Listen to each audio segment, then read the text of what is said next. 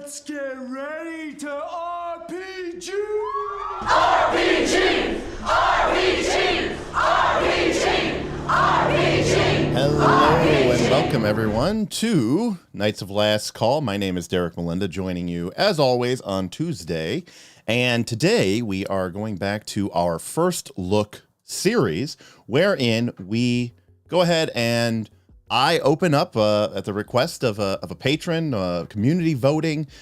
Could be a variety of sources, but basically a relatively newer RPG in the space, at least within the last couple of years. Makes a game I haven't looked at before, a game I do not own, a game I have never really engaged with. I might know a little bit about it because of buzz in the community, but it's not one that I have actually looked at before. And today, our first look is going to be the Sentinel Comics role-playing game, which, of course, if you've played the card game, Sentinels of the Multiverse, it's kind of from that same universe and that same type of area.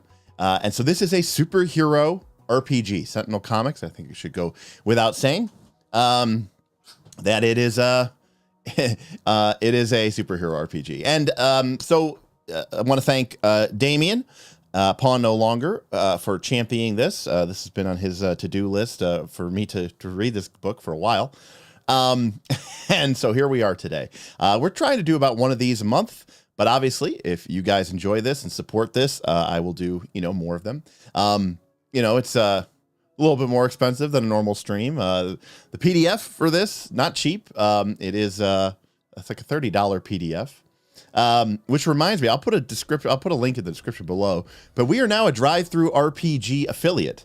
So that means that if you use our affiliate link, when you head over to drive-through RPG, Knights of Last Call gets a few percentage points of whatever you buy towards our account. It doesn't cost you any extra money. And again, it doesn't necessarily even have to be what our affiliate link is for. So if you just buy anything on drive-through RPG, we get a couple percentage points of that. So pretty cool. I'll make sure to put a link in the description below. And of course, big shout out to our patrons for supporting us. Patreon.com/KnightsOfLastCall. Link in the description below as well.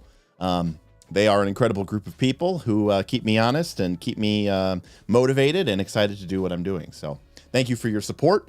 And of course, if any of you want to show some love and support tonight, your super chats and your tips, your Stream Elements tips are of course very much appreciated. So with all that out of the way, let's talk about Sentinel Comics. So before we talk about Sentinel Comics, I want to sort of lay a ground, sort of a baseline, which is superhero RPGs.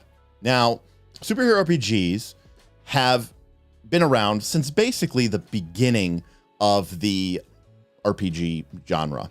And in the beginning, the two big systems were Champion and Hero. And Champions and Hero were both very, very, it sounds weird to say with a superhero RPG, but they were both very, very, very simulationist heavy superhero games. And what do I mean by that? What I mean is these books basically contained a very, very numerical, algorithmic way to buy powers for your superheroes. You typically using points, which you would use in order to construct either your ideal superhero or to replicate sort of an existing superhero. But everything was sort of point costed against one another. Laser eye blast costs this many points, and flight costs this many points. If you want to fly faster, it costs this many points. Oh, you want to be able to fly in space? It costs this many points, right? So there's that escalating scale, and it all sort of ties together to create superheroes. There was also a game called Marvel Superheroes, which is sometimes referred to as the Face Rip. Yes, Face Rip system. It actually FASERIP. Those were the 7 stats that you had in the game, which is why it was called Face Rip. I really never played any of those. I owned, I think, the Marvel Superheroes box set when I was a kid, but never really got into those. I did not get into superhero RPGs until Mutants and Masterminds. So Mutants and Masterminds, which came out from Green Ronin, was based off of the OGL. It's a D20 game, so it used, D20 plus modifier versus DC. It had fort saves and reflex saves and will saves. And it pretty much played out like a D20 game. The only difference was, like the games from before it, Hero and Champion, it had a very exhaustive list of powers. And when you made your character in Mutants and Masterminds, depending on whether you were sort of a low level, street level, think Daredevil, maybe a little bit higher than that, Spider-Man. If you were a low level kind of superheroes, you might get 80 power points. If you were, a little bit more mid-tier, sort of more X-Men, you might get 100 or 120 power points. If you were more, early Justice League, you might get 150 power points. But you could use these power points to buy different abilities.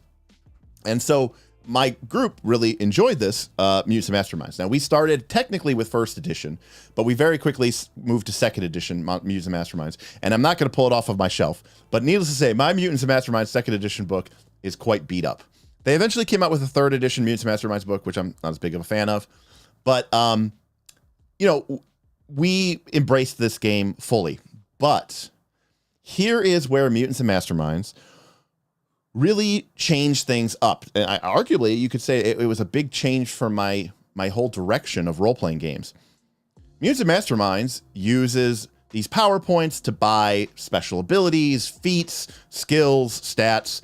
In many ways, your character kind of feels and looks a lot like a D&D character.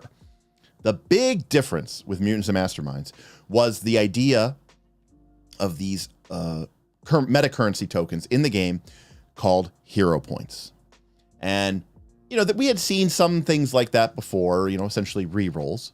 Eberron had action points. But hero points in Mutants and Masterminds did more than just that.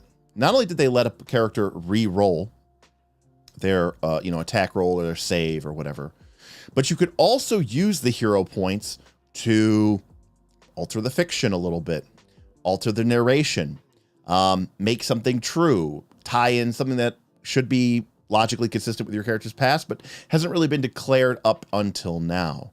You could use your hero points to, maybe temporarily gain access to a new power that makes sense for your character, even if you didn't actually have that exact power taken.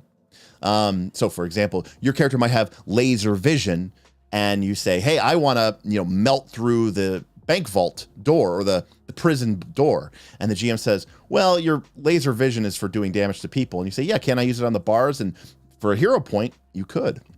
But the other thing that was incredible about Mutants Masterminds was how you got hero points. These just weren't something that you got at the beginning of the session. These were something that you had to earn. You earn them throughout the course of the game, not just by being heroic, but by actively taking things onto your character, things called complications, that the GM could use as a way to kind of mess with your character's story. And in exchange for this narrative disruption, you would get a hero point. So in a sense, the game became less about, stats versus stats. And we always felt like the game was like the challenge, like the actual game we were playing was, okay, what do we need to do at the beginning of a session in order to earn hero points so that by the end of the session, when we fight, the big bad guy of the session, the villain of the episode, we have enough hero points to be able to really be heroic and kick ass and re-roll of our misses and do something really powerful and do something really extreme. And so it created this play pattern where the players saw it as their responsibility to, how do I play to the genre? How do I play to the conventions of our game? If I can do that successfully, I will earn hero points. And then if I earn hero points, I feel like I'm playing the game correctly. And that's going to give me the kind of tools that I need in order to, fulfill the convention of, of all this stuff.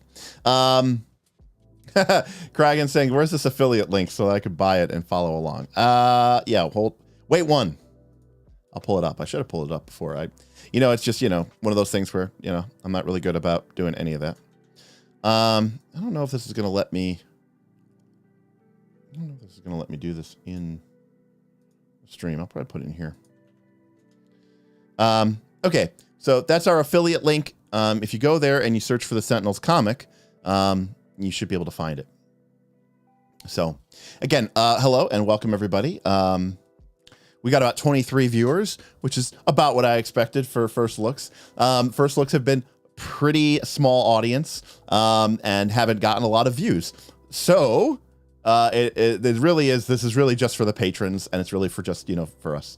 But I appreciate it anyways. All right, let's go take a look. Okay, Sentinel Comics, the role-playing game. Right off the bat, I'll just say I think the comic is really great. I don't know that I love this exact art style exactly, but I love the graphic style of it, if that makes any sense. And here's a bunch of their comics that they make. Sentinel Comics makes, which is really, really great. All these really cool things. Just a really neat splash page to go into your game. So I really appreciate that. Okay. Got our credits here. Came out 2020. X card, all that jazz. All right, so what do we get for this book? Well, we get a pretty thick book. 445 page book. So this is a big chonker of a book. That's a lot of pages. But in it, we get an introduction, very short introduction. Just as a side note here, I like that we get playing the game first. Ben tipped $20 hey, Ben. For the first look fund. Thank you, Ben. Appreciate it. I know Ben likes a good first look. And by the way, as Ben tips us here, I do want to say that, the purpose of these first looks isn't really to convince you to buy or not buy this game. The purpose of the first looks is not only to get sort of my thoughts and feelings on it, but also sort of to learn how to evaluate games and how to ask questions and to really ask ourselves, is this game doing what the game is promising to do? And we've said this before on these streams, but I always turn back to Luke Sorensen's big 3 questions, which are, what is this game about? What are the tools or what are the ways in which the game tries to deliver on that? And if the players do engage with the game, how does it reward them? And does it reward them in a way that is meaningful? And I think if all 3 of those things, if the first thing is solid and you like it, and then the next 2 questions are true, then I think you have a game that you're going to enjoy. So thank you, Ben. I like games that tell you how to play the game first and then tell you how to create heroes. Now, I should note that this creating heroes here section is a whopper. It's 100 pages. So there is a lot of stuff here. So this is a big book. Then we get how to run the game or moderating the game. Basic GM stuff here.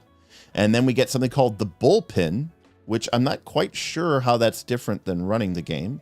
Looks like this is specifically about how to create monsters, minions, lieutenants, all the challenges that one would go into. So it looks like this is kind of dividing this GM chapter up into 2 different sections here.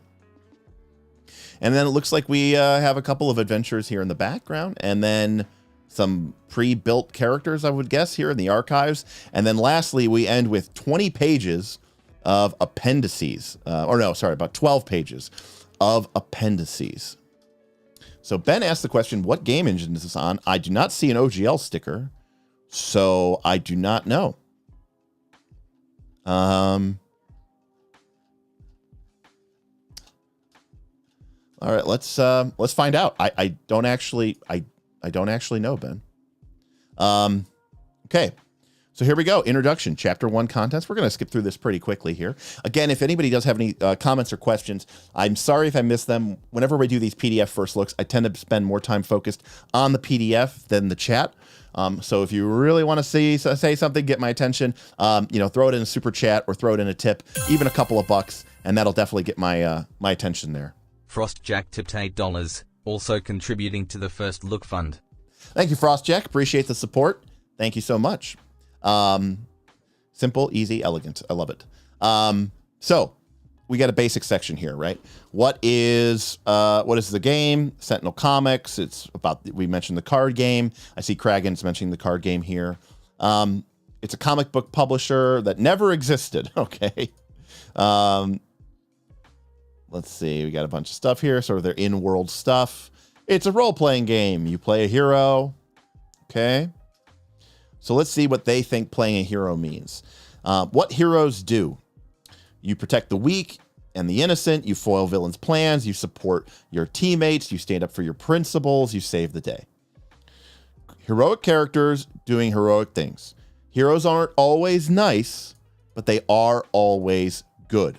They're not always unimpeachable, I should say, paragons of virtue, but they fight for justice and what's right. They do have fears and doubts. They do not always win, but win or lose, they are always heroes. So, it is, the font is grating on me, to be honest. It's a little Comic Sansy, but it is a comic superhero. So, honestly, I have seen this before in superhero games. I said I wasn't going to go grab stuff off my shelf, but Steve Kenson, who did Mutants and Masterminds, also did a superhero RPG called Icons, and they kind of went overboard on the fun graphic design element, and I can't help but wonder if we're seeing something to that extent here.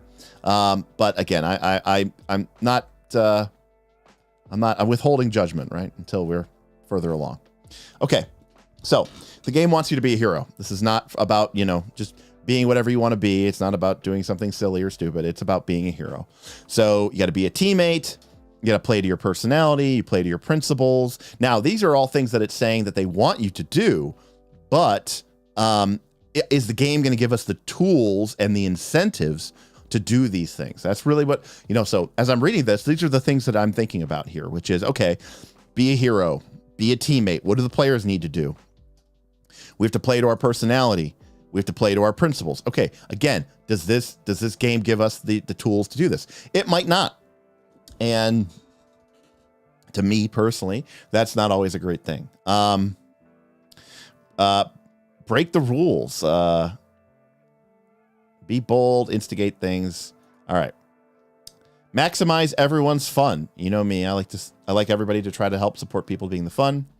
Being the GM. Your game, your world. Looks like by default we have a Silver Age tone, so this is a comic book thing here. Comic books are usually divided into several ages.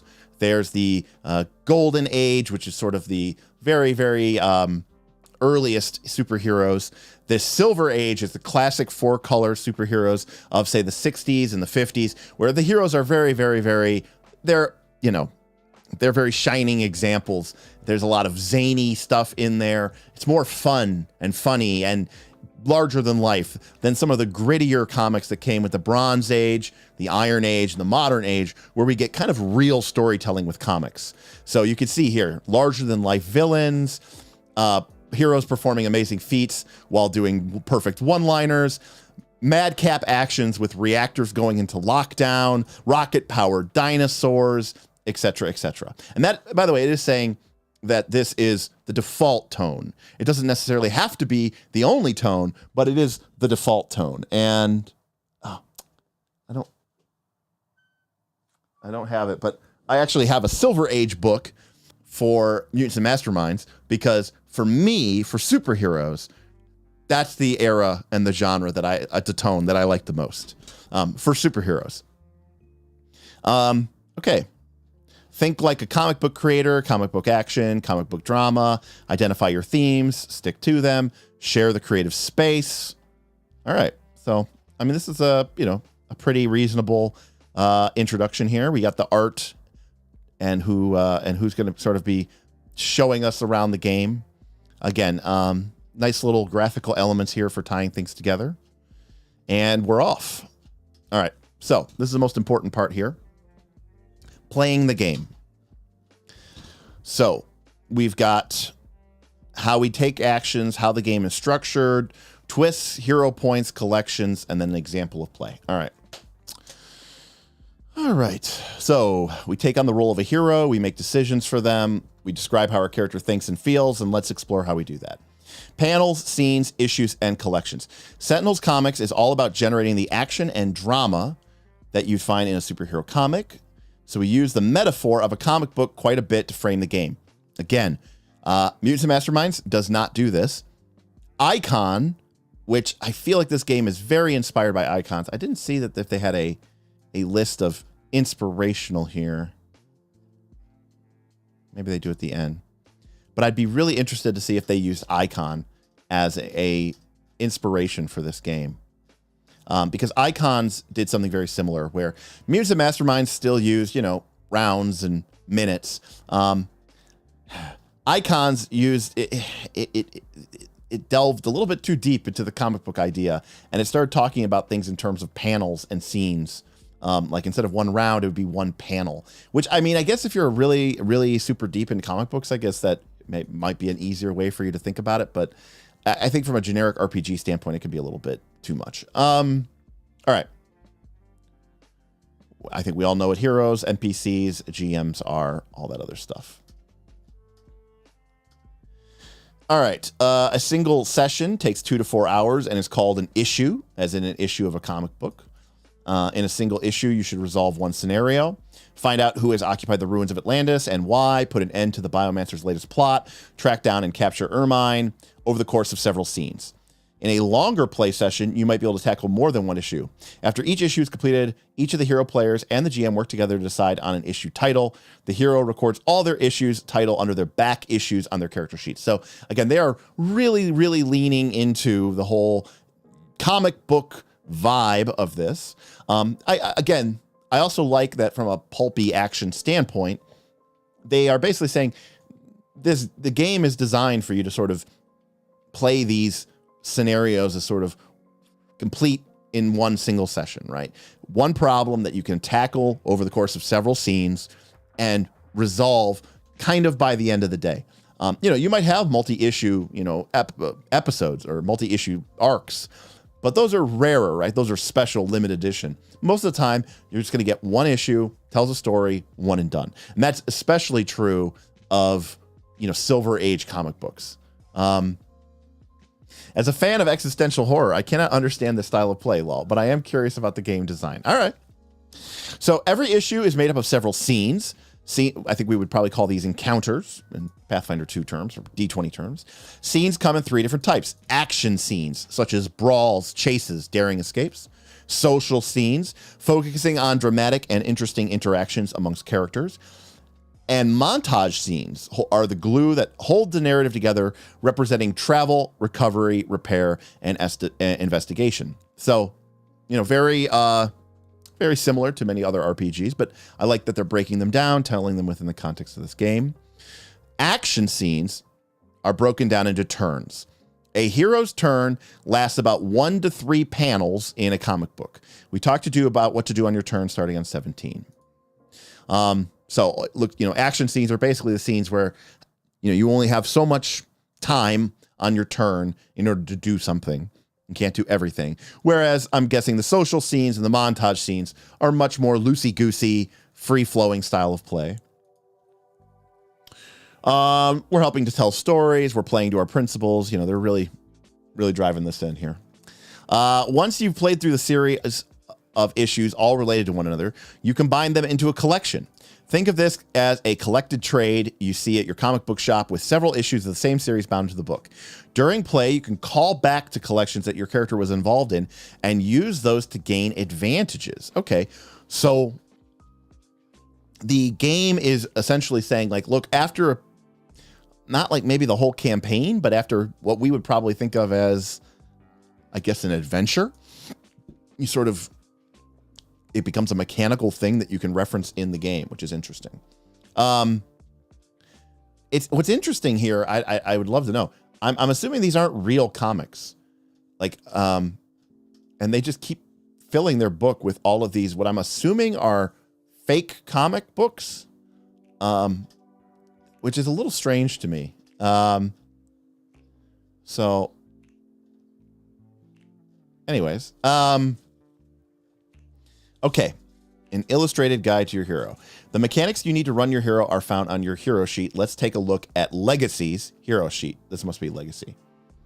You're the hero. You're the daughter of the hero name called Heritage, the man known as Legacy before the Obliv Eon event.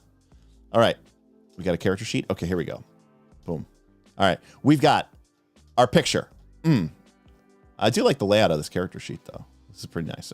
So here's our character sheet. We're going to step through this one at a time.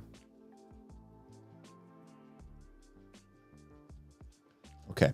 So we've got our art. We've got our player. We've got our hero name. So art, player, hero name. Got it. Alias. Got it. Physical attributes. This is all FBT, right? Your gender, your age, your height, your skin, your build, your costume. Okay. Let's go to 6.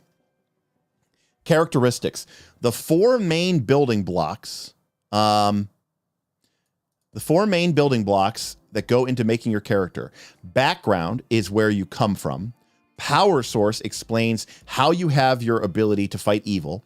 Archetype is what kind of hero you are, and personality is exactly what they sounds like. So this sounds like these are game mechanics. I'm assuming we'll get to it, but it looks like our background is we're from a dynasty of superheroes. Our power source is that it's genetic.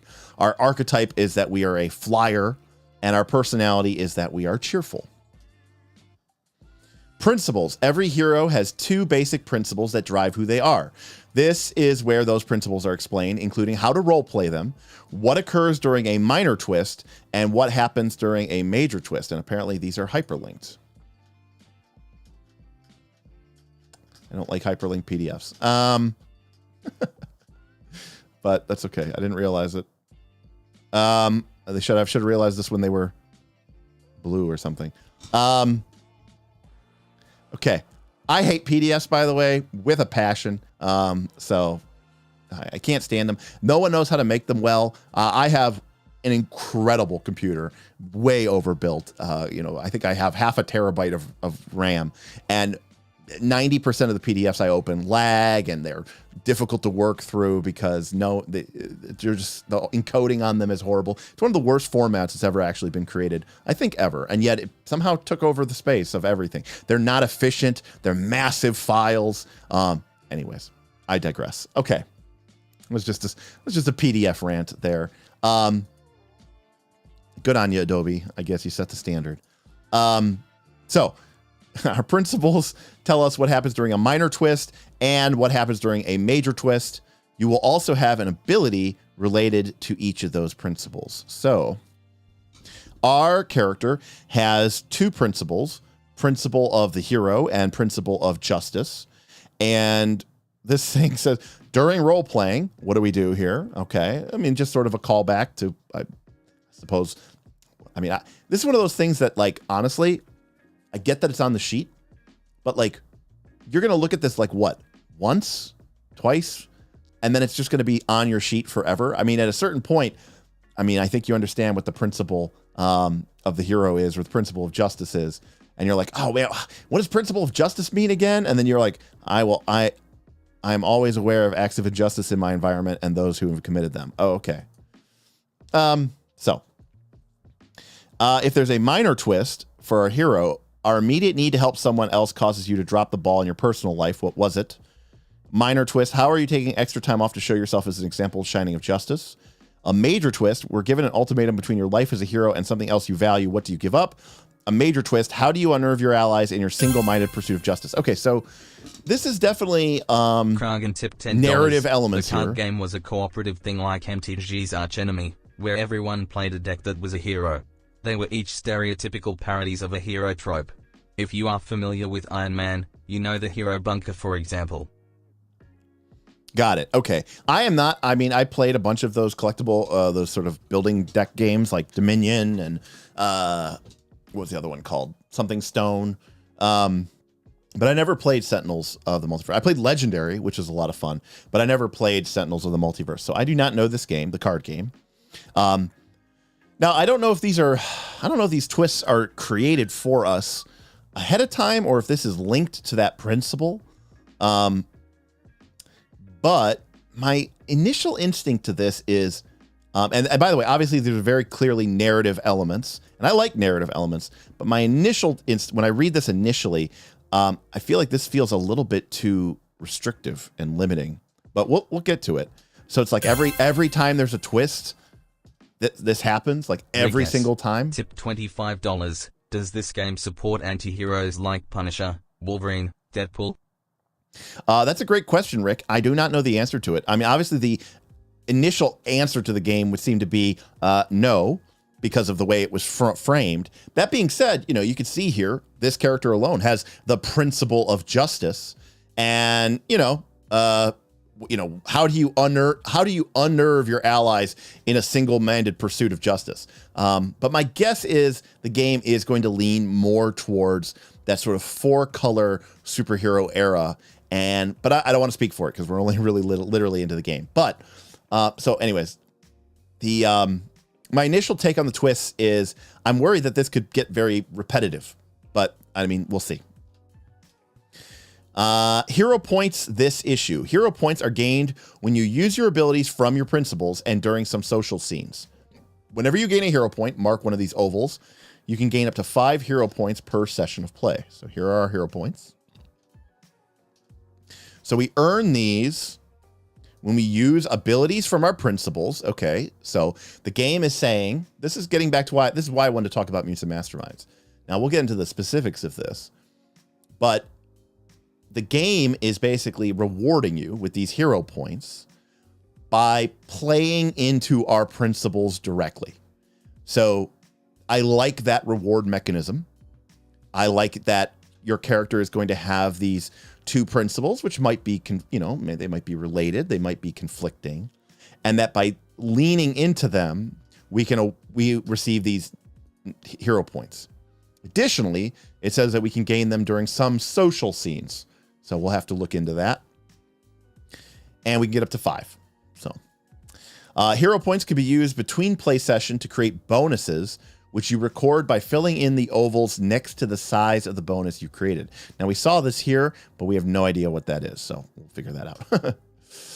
Back issues. When you finish an issue, you and the other players give it a name and record it here. And then once you have 6 back issues, well, usually 6, you gather them into a collection, name that collection, erase all the issues from your back issue section, and then place it here. Collections are called on during play to maximize a die or add to the story during a scene. So this is the part of the game system that I think is the most interesting to me right now. The idea that we keep a backlog of the, version of what's been going on in our campaign. And then once this sort of arc is sort of wrapped up in, say, 5 to 6 sessions or episodes or issues, we erase them. We kind of put it into a collection. We give that sort of collection a theme or a name or something. And then we put it into our collections. And then we can tie back to it to get bonuses in the game. So I'm really interested to dig into this to see what that's about, because that is a kind of a cool idea. Tip $25. Just dropping into tips since I have work that needs to be done. I loved Sentinels of the Multiverse though. I was very intrigued to hear this was even a thing. Okay, well, we had another Sentinels of the Multiverse fan, so thank you so much for the tip, Ford. Sorry that it sounds like you can't stick around, but appreciate your support. And, of course, if you can't catch us, why don't you come back and check the VOD? And, of course, after we do any of these first looks, I have the PDF now, so we can always go back and we can definitely talk about it in the Discord. So if you're not to anybody who's interested about this, if you want to talk about the game after this stream is over, come join us on the Discord. Join our Patreon and we can get into there. All right, so this was our first page of our sheet. And then we have page 2 of our sheet. Okay, so here's the back side. Ooh, now we're getting into the crunch a little bit, okay? We have our name and our alias and our player on the back side, just in case we forgot. Again, you got some bigger problems if you forgot about that. But here is the list of our powers, our qualities. They are assigned a dice type. We can see D8s and D10s. We don't see any other dice types. We've got status dice. Green, yellow, and red. D10s down to D8s. Health range boxes. Abilities. In the green zone. In the yellow zone. In the red zone. And then lastly, we have this thing here that says out. Boost an ally by rolling a single vitality dice. Okay, so we got a lot of crunchy stuff here. So the first part of the page is sort of like real loosey-goosey narrative feel good, and then boom, we get to the back of the page and it's all just crunch all the way down. Okay, All right. By the way, I like this thing here. Well, we'll get to this in a second, but all right, page 2. So we got powers, page 15, are special aspects that make your character a hero. Qualities are skills and traits that you use in combination with powers to accomplish heroic feat. Whenever you use a power quality, roll the die associated with that power quality. Now it says you use these in combination with powers. So I'm going to guess that we pick a power and pick a quality, and maybe we're rolling both these dice. I don't know. I'm just guessing. Anybody who knows me knows that I like the 2d20 system for that reason. I like being able to do that. I might be getting ahead of myself. I'll be a little disappointed if it's not, but could be that. Status dice measures how you react to pressure. As you take damage, your personal status goes from green to yellow to red to out. Health ranges, these show where your zone you're in and current health. So, okay. So our character, as we start off the game, we have a status die of D10. So maybe we're rolling our power, our quality, and our status. And as we take damage, right, we get out of the green zone, into the yellow zone, into the red zone, that status die goes down. But you could imagine a character like, I don't know, Wolverine or something, or Hulk, right, where the status die might go up as they get closer and closer to like the red zone. And that's really interesting. I think that's kind of a fun idea. And then we get our abilities and ability types. The ability types are actions, meaning you have to use it on your turn, a reaction, which is in response, and or inherent. These abilities are always on. So these are kind of what we can do. Now, does this mean that we can only use these when we're in that zone? It's hard to say, but so we got a lot of stuff here. So this is more crunchy than I thought it was going to be. I mean, the game is 450 pages long. I assume there's going to be a lot of stuff here. So we're not going to go through all of this here. We're going to find out what all this stuff means. But in my initial reaction to this back is this is kind of cool looking. I don't know what these icons mean. Also, I like here it says some characters are a bit more complex than others and might need an additional sheet, which is brutal. Okay. Excuse me. Health and status, the gyro system. Really? Come on, they should have come up with something better than that. I guess it works.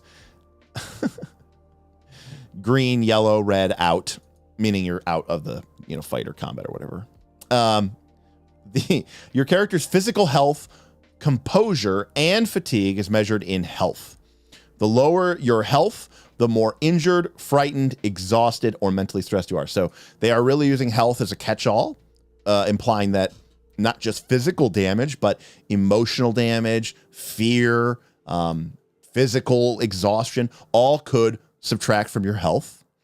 I like health systems that kind of speak to that a little bit easier. I find that as a GM, I have a lot more in my toolbox when games give me a way to sort of reflect what's going on in the narrative through effects. And being able to say, like, you just had an incredibly horrifying encounter, or, you had a very emotional day, take some emotional damage. I've always appreciated that as a tool in my GM toolbox. It's kind of hard to do in your standard Fantasy 20 game, though. All right, your status is determined by your remaining health. It starts in green, it goes to yellow, it goes to red, and then eventually you're out. Each of these colors, or zones, gives you a die to roll when it's time to roll dice, and unlocks special abilities that make you more powerful.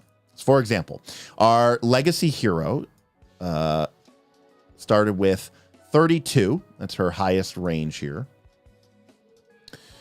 32 health, which is the maximum of her green zone, which means she has a D10 status die when she needs to roll dice. When her health is reduced to 24, it becomes a D8. When it goes to 11, it's also a D8. All right. Important sidebar here, and something that we've been talking about a lot recently. Does out mean dead? No. It doesn't even necessarily mean unconscious. It just means no longer able to act significantly in the scene. Maybe your hero is knocked unconscious. Maybe they're hopelessly restrained. Maybe they were thrown into outer space.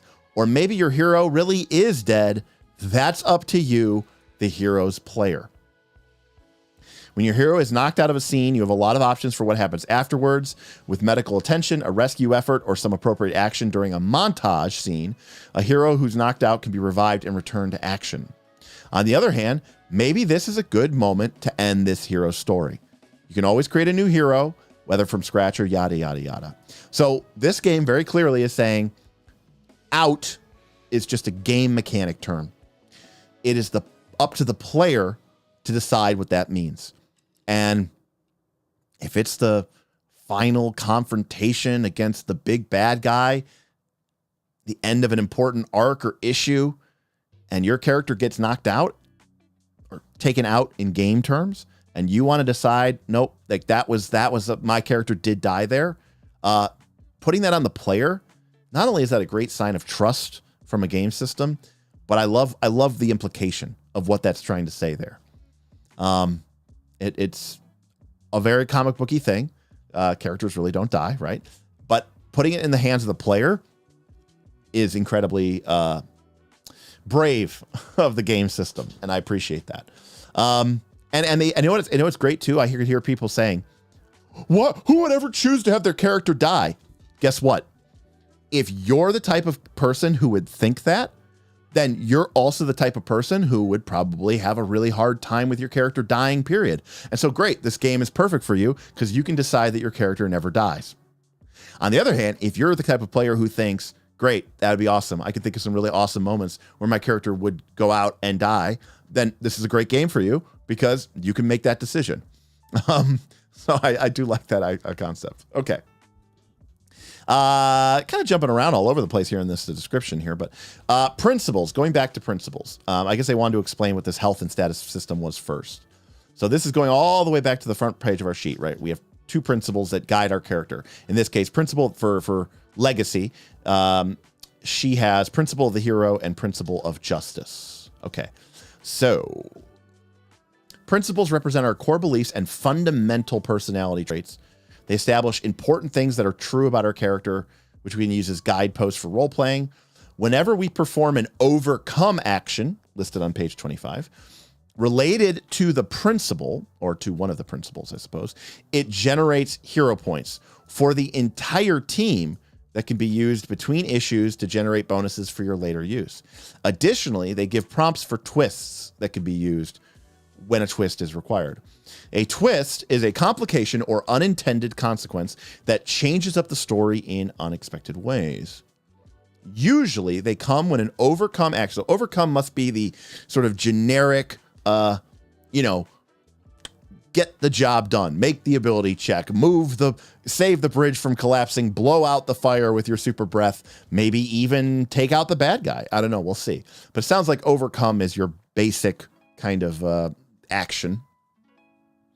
So a twist usually happens when an overcomes action success comes with some sort of cost, but they also happen in a few other circumstances. We'll talk more about them on pages 29 and 30. So we can already see here, there's the idea of kind of fail forward, or even I should say success with a cost, which is not unexpected in a game like this.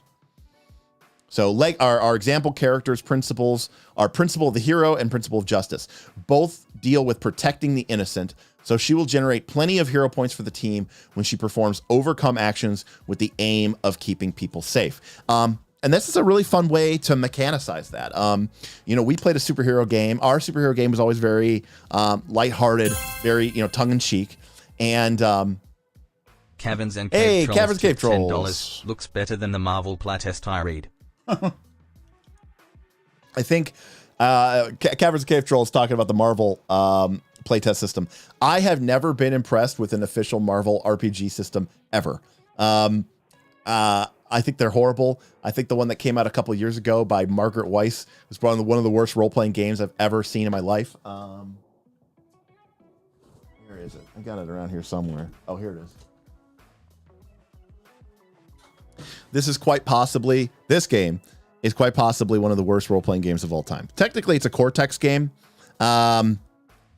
but the way it is structured and designed, it is horrible. It is horrible. The Marvel playtest was uninteresting, uninspired. They've just all been bad. Thank you for the test. Not even Saga. Okay, well, Saga was great, but that was a weird one, John, because, you know, Saga system, not a lot of people use the cards, you know what I mean? Not John, not even Marvel Saga. No, I know what you're talking about. You're talking about the cards games. Was that one good? It was a little lacking, John, in my opinion, in some of the power creation. I liked the Saga system, but it wasn't for everybody. It was lacking some of the comic book tropes that I really wanted to dig into. I bought it because we love Saga for Dragonlance, but it never really clicked with us for that. Again, Marvel superheroes never clicked with me until Mutants and Masterminds. But I was going to say, our game was always sort of, very tongue-in-cheek and very kind of silly. And in our first major Mutants and Masterminds campaign, Mr. Smith, Aaron Smith from Knights of the Last Call, had a character that was called Captain Ohio. And he was sort of like a mix of Superman and Captain America. He was, he drew his strength from the great Buckeye of the state of Ohio. We made up a fictional material called Saltanium, which was mined under the Lake Erie, which they mined salt underneath Lake Erie, but instead they discovered a rare, powerful, it was sort of the unobtainium of our world, right? Like it was used for everything, super science and radical experiments. It was like kryptonite, but it was called Saltanium. But anyways, Aaron character, there'd be a fight scene and, his character would routinely be off, saving people, stopping buildings from collapsing, right? Like sheltering a small dog from an exploding truck rather than going and like fighting and punching, his way free from, the bad guy. Frostcheck, like Vibranium. Yes, Saltanium in our game was very much like Vibranium. It was the wonder material, the wonder metal, but it was also his kryptonite. So in the game, if a group of elite assassins showed up, I might give Aaron a hero point for the complication and say, oh yeah, they each are equipped with a single clip of Saltanium tipped, armor piercing rounds. And he's like, damn it, because, it's just like in Superman where it's like, oh, kryptonite's a super rare material, but somehow everybody seems to have it.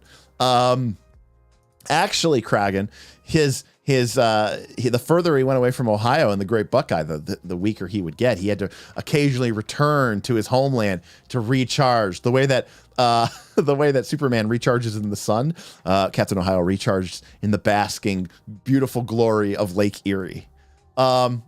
Actually, John, so we have art of this somewhere, John. The big bad of volume 1 of Mutants Mastermind. By the way, the name of our fictional superhero group is called the Lake Erie League. The big bad was Dr. Detroit. And in our fictional real world, like in our world, Cleveland was called New Cleveland.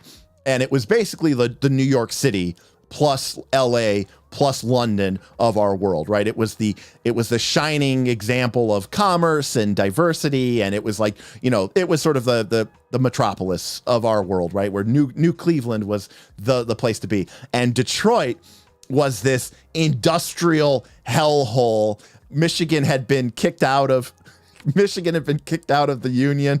It was now an independent state between Canada and the United States. It was very much a Dr. Doom trope where Dr. Detroit, had his own, Dr. Doom rather had his own country. So Michigan was now its own independent country, and Detroit was this sort of robotic machine hell. And Dr. Detroit was a mix basically of Dr. Doom.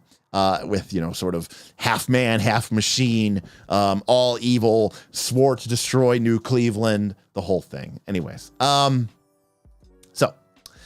on. Side note, I could talk about the Lake Erie League a lot. Okay, powers.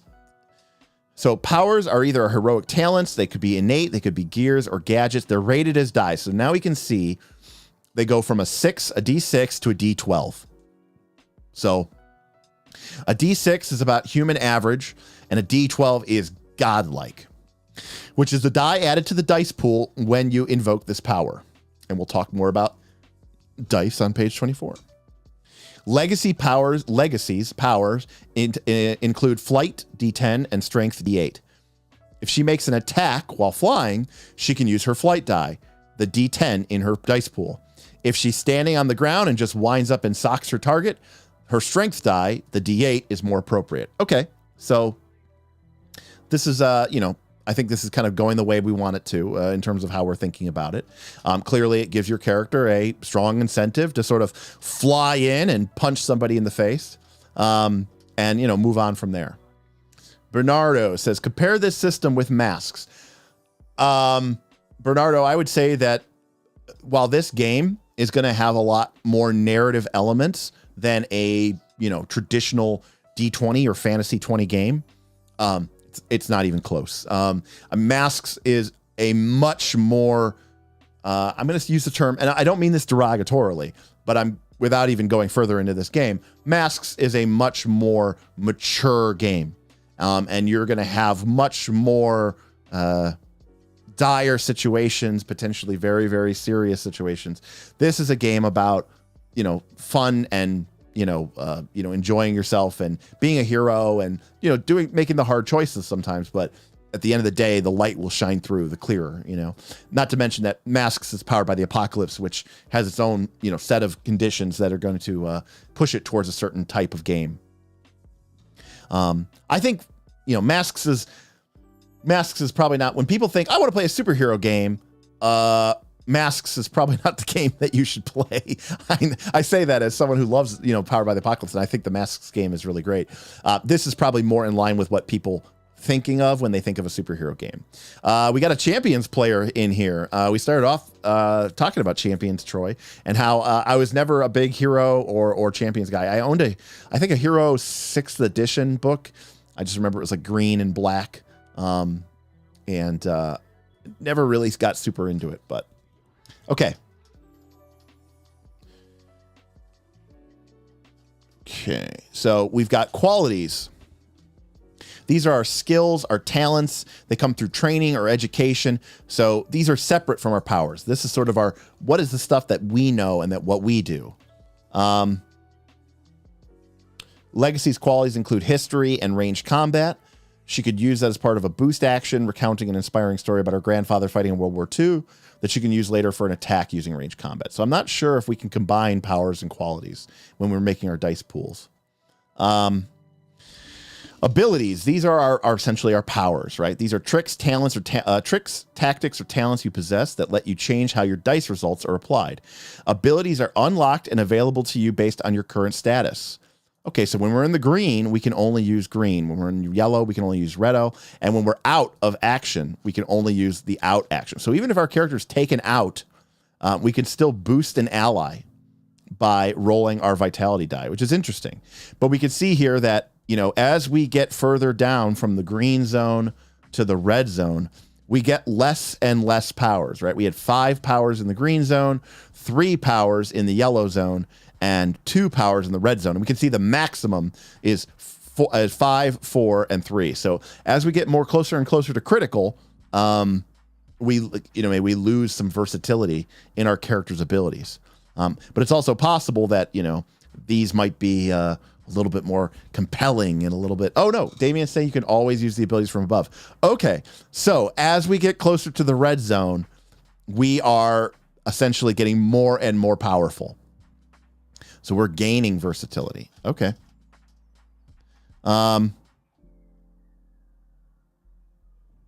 Okay, when it's yellow, you can use green and yellow. And when it's red, you can use red, yellow, and green. And when you're out, you can only use that one. Okay. So the actions are attack, which is the fist icon. Defend, which is a shield icon. Overcome, which is kind of an arrow going over something. Hinder, which is like a debuff and shows a down arrow. Boost, which is a up arrow for a buff. And recover, which is a nice little hospital cross. I like that set of actions. I like the iconography there. The abilities specify which actions happen when you use that ability. Many abilities specify that you must use a specific power or quality in the dice pool. It's up to you what other dice to use. Okay. So, action scenes. Is this what I just want to go through here. Okay.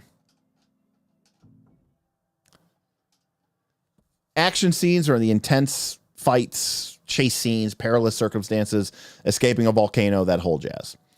Turns, they're played out in turns. Each player describes what their character does. When every character that can act in the scene has acted, the round is over and a new one begins. Okay, so we have rounds and turns.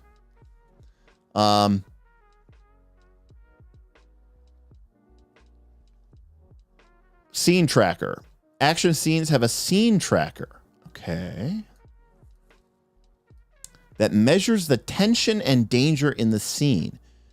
This is a set of spaces checked off as the scene progresses, raising the stakes and unlocking new threats and abilities. The scene tracker gets a turn of its own. If there is an environment present, the environment acts on this turn. So is this like a lair action from 5e?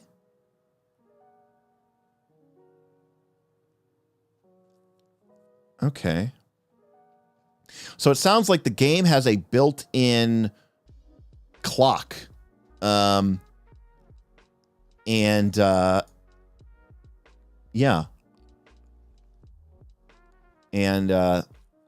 But also potentially an environment that reacts. Okay. So examples might be meeting with the mayor of Megalopolis when robots kick in the door, attempting to abduct her. Can we fight off the robots to protect the mayor? We are racing our hover cycles through a canyon on Mars, trying to stay ahead of marauding alien hordes. Can they get back to Wagner Base, and get the defense system online before the aliens attack? The heroes are aboard a nuclear-powered aircraft docked in Mordengrad's harbor, which has multiple system failures. Can the heroes patch together enough repairs to keep the reactor from blowing? The heroes are at a masked ball at an estate outside of Rook City. They know that one attendee is a spy for the villains, and they need to figure out who before time runs out. Okay. So, the common threads amongst these scenes is everyone gets to take their turn in turn, and that the heroes need to wrap things up in a timely manner. It doesn't have to include violence. Okay, so there's this idea of a clock. A clock is ticking at all times. Okay, apparently the card game used that too. All right, so here's our scene tracker, which it talked about, like a clock. More gyro. Okay, so it's using the same nomenclature that we had before. Most action scenes include a scene tracker made up of a set of spaces that get checked off as the scene progresses. The scene tracker gets a turn of its own, during which the environment takes its actions. If there is no environment, then the GM simply checks off the box and decides whose goes next.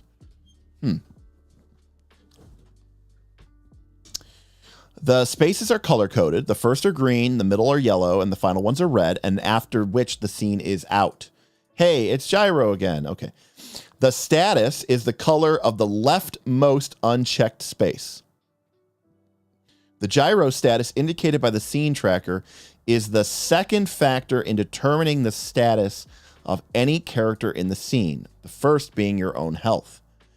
If the scene status and a character's personal status are different, use the one that is closer to out. Number one,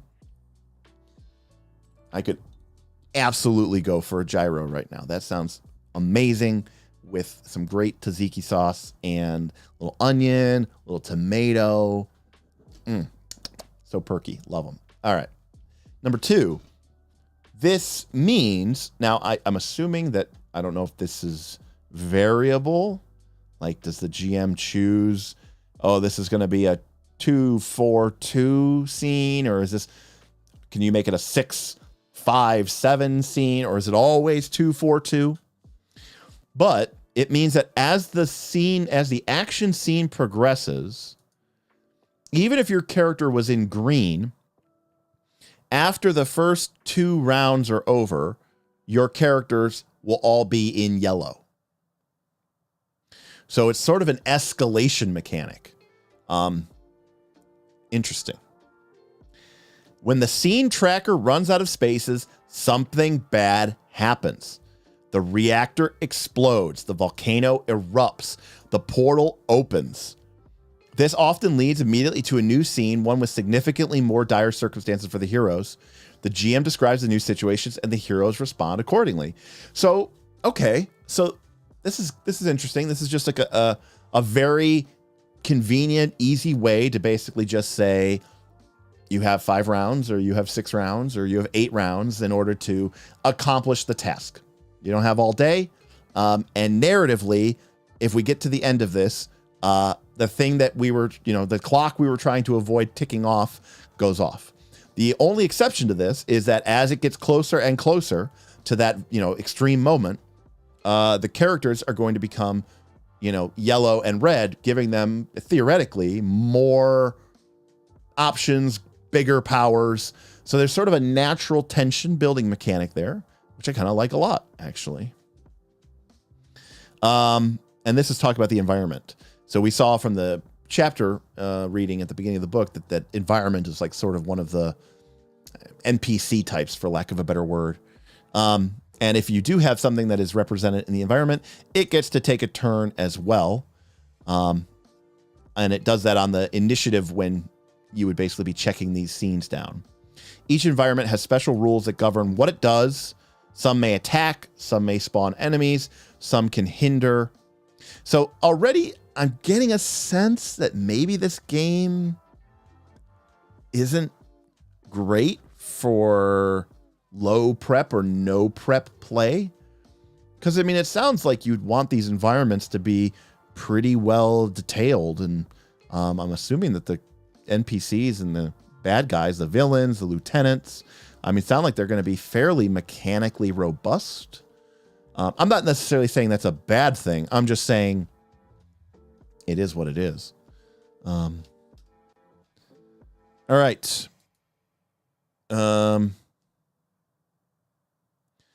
Many scenes take place in locations that have a bit of complexity, not specifically in their mechanical representation, but in their thematic layout.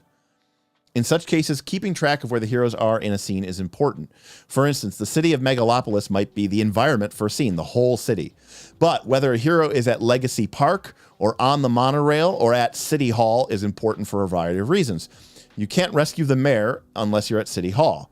But if you're at City Hall, you can't try to find the explosive planted in the Opera House, and you can't fight the malevolent spider bots running around Legacy Park. You can usually spend your turn to change locations, but you can't do much once you get there. The GM might allow boost, hinder, or defend actions if you can describe how you did it on the way, unless you can justify it narratively by explaining how you arrive quickly. Super speed, flight powers, detailed knowledge of secret paths or shortcuts are good examples for fast travel. And then heroes, that's us. All right, there are 3 types of oppositions: villains, lieutenants, and minions. I like this breakdown. Especially if they have varying degrees of complexity, which I hope they do. So villains are our big bad guys, primary antagonists. They have entire character sheets, similar to the heroes, lots of powers, lots of detail, something that potentially you're going to use these characters over and over again. One of the coolest things about comic books that Fantasy 20 has always struggled with is how often in your Fantasy 20 games, be honest with me here, have you encountered a villain more than once? The answer is probably very, very, very, very rarely. Most of the time, you meet the villain the same minute that they die, and then you never see them again. So, so I like this. Very complex characters, the big bad villains, and again, I like that structure. Lieutenants, represented by a single die, are less dangerous. So we go from the villain, which is an entire character sheet, just as complex as a hero, which I like. For something that is going to be potentially at least the villain of your collection, right? Which could be 6 sessions. That's fine. Put some time and effort and have some fun into it. Lieutenants, represented by a single die, are less dangerous. Anything they want to do, they roll their single die to do it. So we go from that to they are represented by a single die. And again, you could say, oh, this is a really tough lieutenant. I'm assuming it's a D12. It's a pretty generic lieutenant. It's a D8 or something. If a hero attacks a lieutenant, the lieutenant rolls a save with their die. If their save matches or exceeds the damage dealt, their die stays as it is.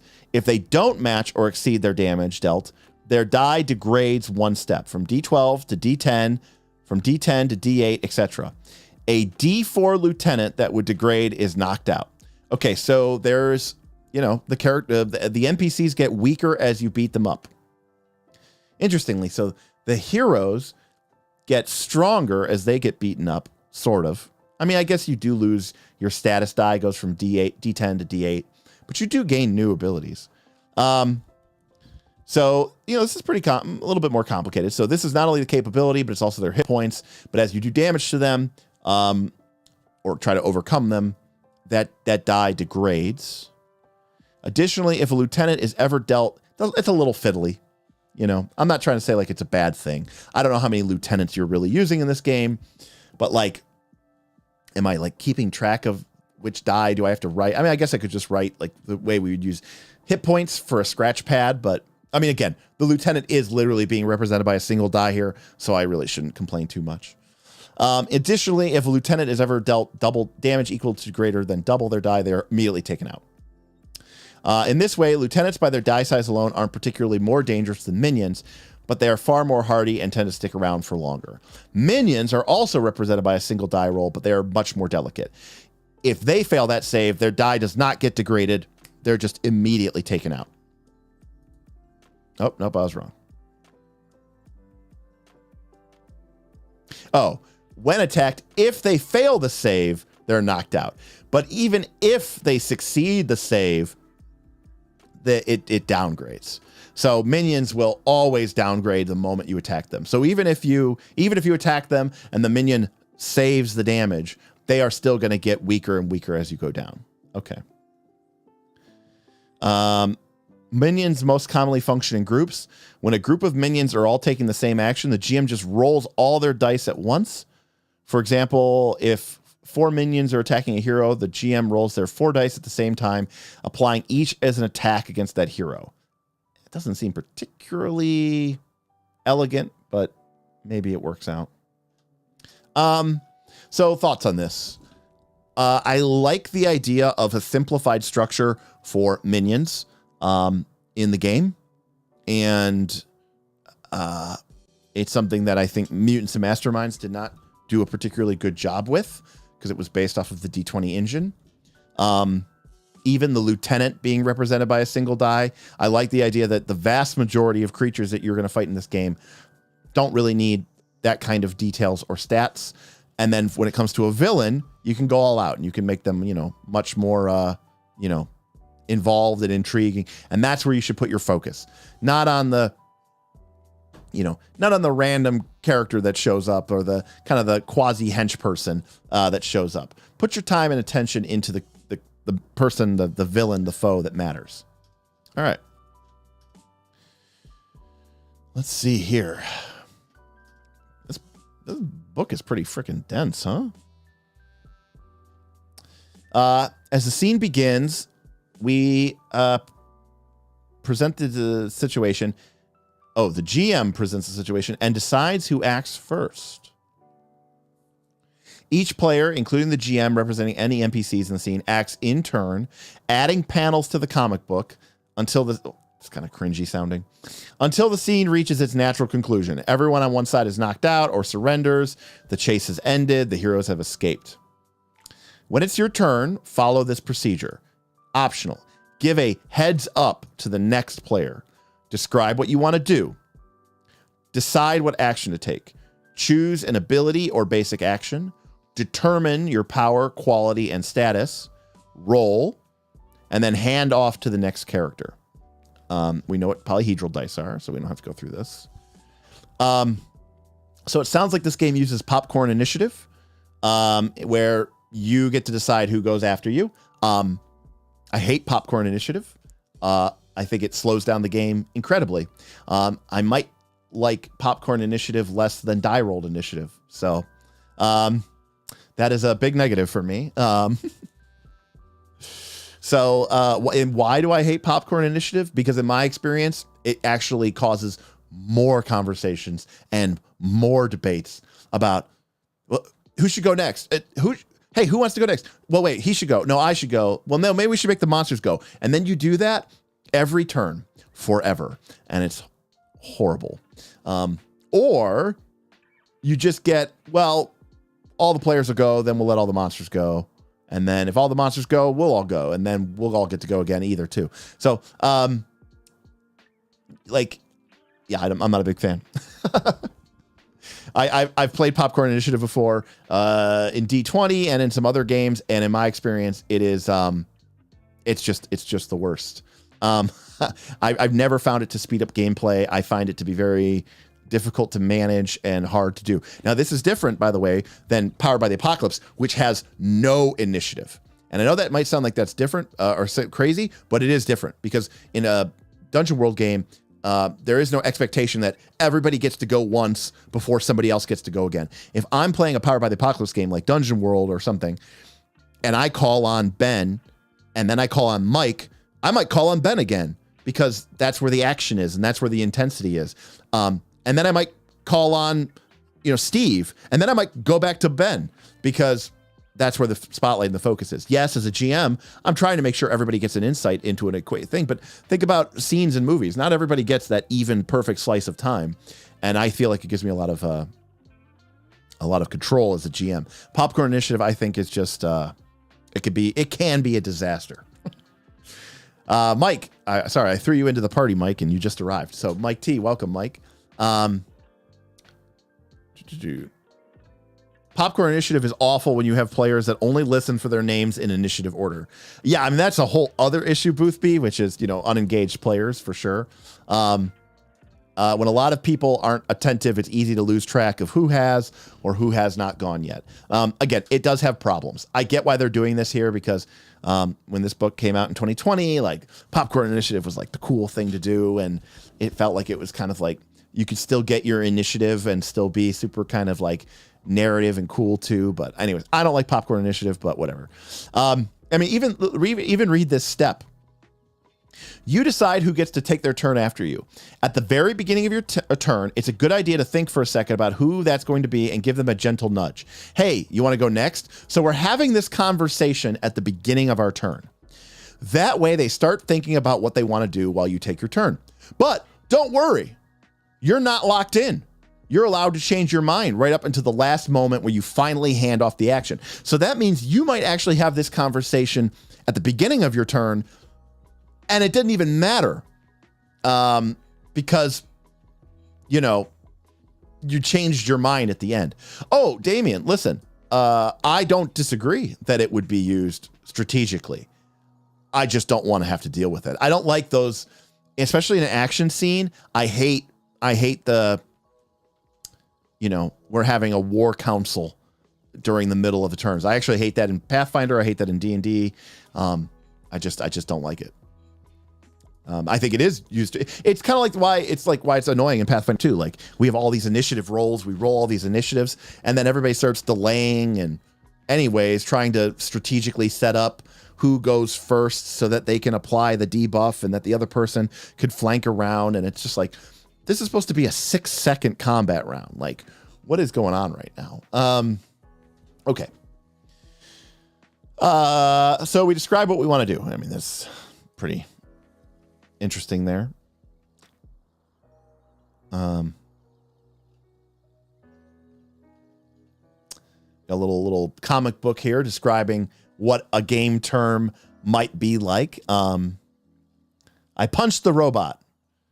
Just punch it?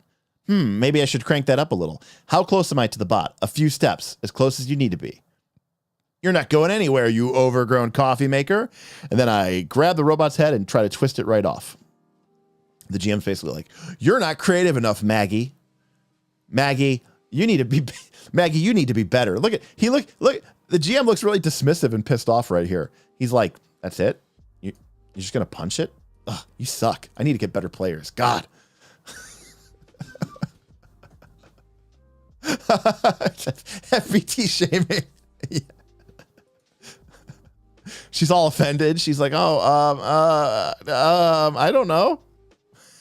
Play better, Maggie. I'd hate for something horrible to happen to Rockstar, Maggie.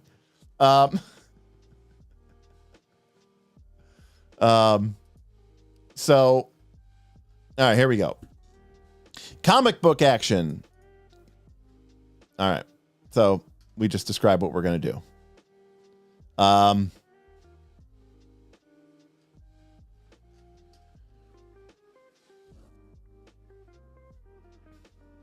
Well, it doesn't say anything about that right here, Mr. Damian Williams. It just says you're just describing what you want to do. He's very upset at her for saying that.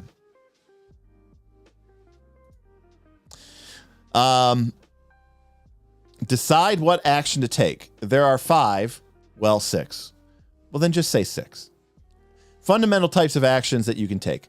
Your stated goal usually determines which of these actions your character is attempting. This matters because the outcomes are handled differently. Okay.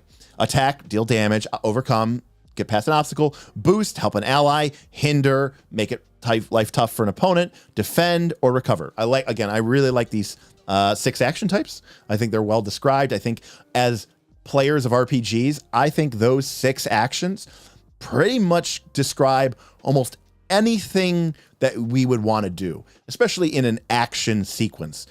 And I think you could pretty much route anything that you would think of in a narrative sense, what's happening in the fiction, you could easily route to one of those 6 actions types. So I do like that. And they'll talk more about those later. Choose an ability or basic action. An ability is one of our special tricks that we know. It has to be available based off of our gyro status. Remember, we can't use the red zone abilities if we're not in the red zone or if the scene isn't in the red zone. And again, that is a really cool feature. I like the idea that as our characters get beat up, we go into the red zone, we unlock some of our highest power abilities. Or if the scene is getting close to wrapping up, the volcano is about to blow, the alien, bomb is about to go off, then also, that ratchets up the tension. Those are both instances where I'd want the tension to be ratcheted up, right? When your character's life, hit points or whatever are in trouble, and when they, when the final seconds are ticking down. Yeah, Damien makes a great point. Human Torch doesn't go into, Mega Nova, 2 seconds into the fight with Doctor Doom, right? It's green. It's a big fight, but we're not there yet. Escalation. Yeah, very cool. I do like that a lot, actually. If none of your abilities seem appropriate, you can choose not to use one. In this case, you're using a basic act. So that's like your special abilities. We can just use a basic ability, basic attack, basic overcome. An ability won't always be the right choice. Are we just throwing a big old punch into Fright Train's metal covered jaw? All right. Risky actions. Okay. Boothby. It's why Voltron can't make the sword. Exactly. Voltron doesn't just, dun dun dun dun dun dun boom dun dun dun dun dun and just, kill it right there. No, you got to go through we got to fight it with the lions. We got to form Voltron. I'll form the head. Then we got to fight for a while. Then we pull out the sword. Okay, anyways. Want to add that extra something to to your action. Hit the villain with fire while setting the room on fire. Knock them over a railing while doing a bit of damage. Surely there's a way to stack some effects like this in a comic book game. All right, the tone of the book is starting to grate. The tone of the book is starting to grate on me a little bit. That's not really an indictment against the system. I'm not an 8-year-old. Please stop talking to me like I am. There is. You can always choose to add an extra effect to the basic action by taking a risky action. There will definitely be some fallout, hence the risky part. So choose an appropriate minor twist when you decide to take the risky action. So we can basically choose to double down on our attacks. An attack that normally has only one target can hit an extra target. The attack is more powerful and uses maximum die. The attack has an extra effect die. The overcome deals damage to a target. A hinder also moves a target far enough away. A defend boosts an ally as well. Risky actions only boost our basic actions. and should be improvised in the moment as circumstances warrant. If you're doing something you've practiced, that's an ability. So this is the don't just keep repeating the same thing over and over again clause, which I really appreciate and I really like, because I love rules like this. I love giving players more choices, and it's not necessarily has to be something that's written down on your character sheet, but it's a mixture of the environment you're in, the location that you're in, the foes that you're facing, the circumstances that have brought you here, and the type of character that you are. And in this particular moment, it just makes sense. So your character goes for a little bit of extra oomph, and it creates this risky action, potential for fallout, of course. And again, we'll have to go read those twists when we get there. But I do also like that, again, it's warranting that you can't just keep spamming that same thing over and over and over again. I hit him real hard, Derek. Okay, but how is that tying into the environment? What makes that unique this time around? I don't know, right? I like that rule. Let's see what Maggie decides to do and if the GM approves. Oh, GM is Jennifer. I missed that. Okay. So you're going to twist the robot's head off, huh? That sounds like an attack. Definitely. I want to deal damage. That thing will be a pile of junk when I'm done. Maggie looks at her character sheet and chooses the ability Wicked Solo. It's an action, meaning she can use it on her turn, and it says to attack, which is also the type of action she's taking. It also makes the target attack Rockstar on its next turn rather than try to grab the mare and run. Also, it's a green ability, so she can use it. Okay. Pretty simple. Boothby, I would totally allow that the first time. I might not allow it the second time, but I would allow it. Brutus, what's the general mood on this so far? I like more than I dislike. I don't like Popcorn Initiative, even if it is strategic, Damien. But that's just my personal taste. I think it takes too long at the table.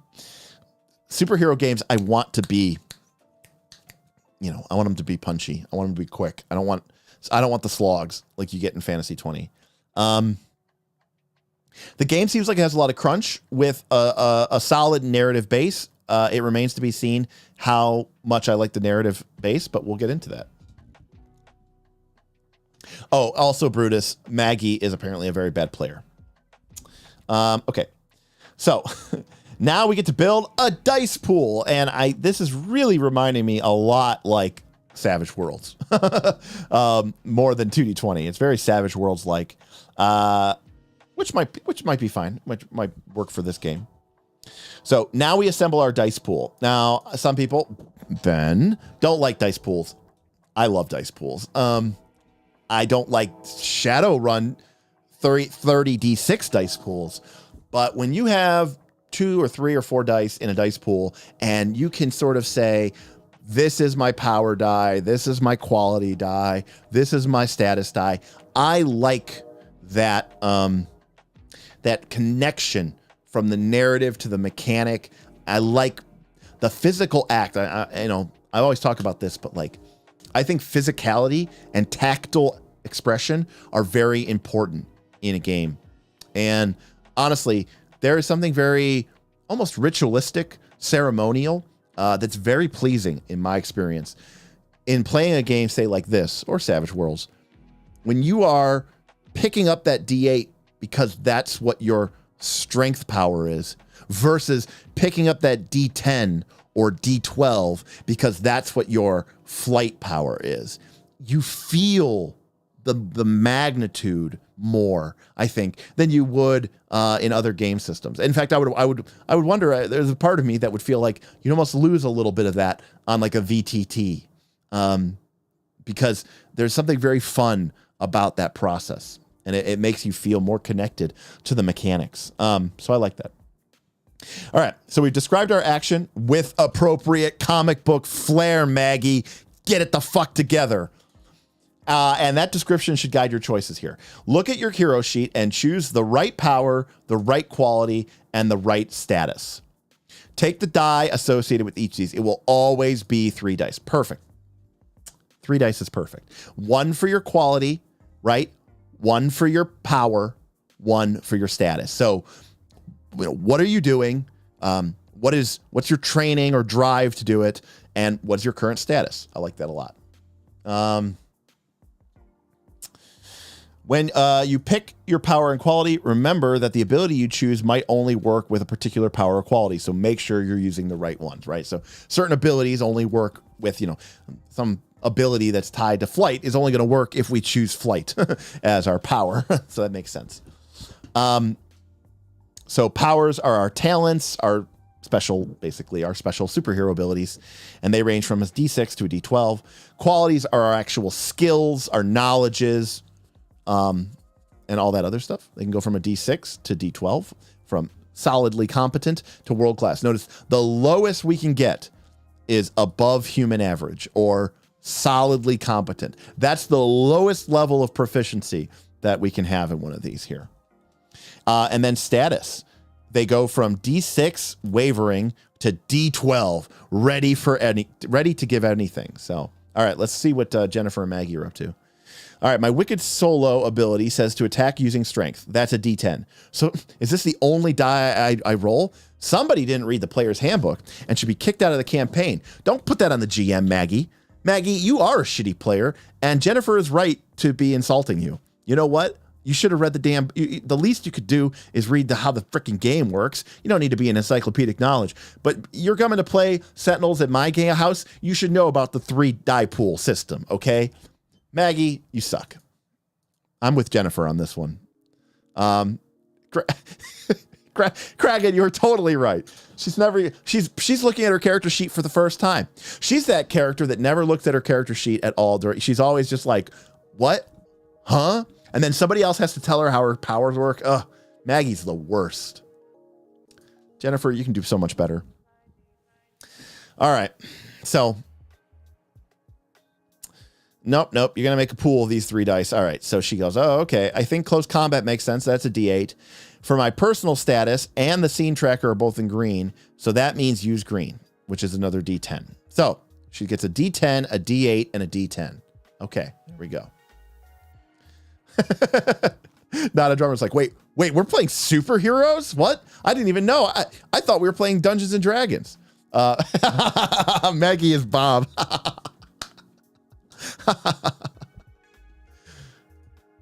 You know what, John? Unacceptable. Do the pre-reading, John. I mean, unless Jennifer was specifically like, don't read anything. I have nothing to send you. I don't even want you to Google it. I want you to come into my world like a newborn baby lamb. Just totally blank. Just total blank slate. I want to mold you, Maggie, into the Uber gamer. Okay. We're having fun. Where are we at here? Right. We got our dice pool. That's not in my wheelhouse. I was actually going to wonder this question, and they answer it here. If you do not have a power or a quality that applies, you can always use a default D4 to represent something being untrained. Ask the GM first, since they might have some idea of how to do what you want to do. So basically the game's like, look, if you can do it using your actual powers and abilities, you really should. But if for some other reason you're doing something that's just not even close to anything that you've even remotely trained in or have a power to do, well, then you can roll a D4. Fair enough. All right, here we go. I'm excited. I'm ready to I must not fear. Get into the action. Fear is the mind killer. How do we do it? All right, here we go. Roll the dice and apply the result. Once you have your pool, roll them bones. Make sure you always roll them out on the table where everyone can see them. GM2, no rolling behind a screen in this game. Well, Sentinels just gained at least a solid +1 tier for me. That is, I mean, in a superhero game, I mean, any game, but in a superhero game, that is 100% appropriate. Love it. A+. Good job, Sentinels. Okay. Yeah, we do love ourselves an anti-fudging game for sure for us, Jack. We definitely do. All right, so we generate 3 numbers. Arrange them in numerical order. Hopefully that's not too difficult for people to do. The smallest number is the minimum die, the middle number is the mid die, and the largest number is the max die. If 2 or all 3 dice are tied, you could put them in any order. I like that they have to show us how to sort. In this case, the D10 is the minimum die because 3 is the smallest number. And then, by the way, they didn't arrange them in numerical order. They said to arrange them in numerical order, and then in their example, they did not even give them numerical order. And by the way, just in case you didn't understand how sorting works, they show it to you again, and then they show it to you again. Okay. The effect die is the die that produces the result. This is the mid die. Okay, so this is I have no idea what the math on this comes out to be. But what it basically means is that if one of your dice is shitty, like a D4, but your other 2 dice are good, say D10 and a D12, odds are pretty good that you're going to be fine. Like you're going to get a good result. So having a bad die, one bad die, isn't really going to hurt you that much because it's going to be the lowest most of the time. I mean, there might be a weird situation where you roll a 1 and a 2 on your D12s, and then you roll a 4 on your D4. But most of the time, having one bad die isn't really going to screw you over. Having 2 lower dice, so having like a D4, a D6, and then a D12, even though it's a D12, isn't actually going to help you that much. And I like that subtle game balance there. Obviously, there's a ton of volatility and a ton of variability here. Good luck mathing this out.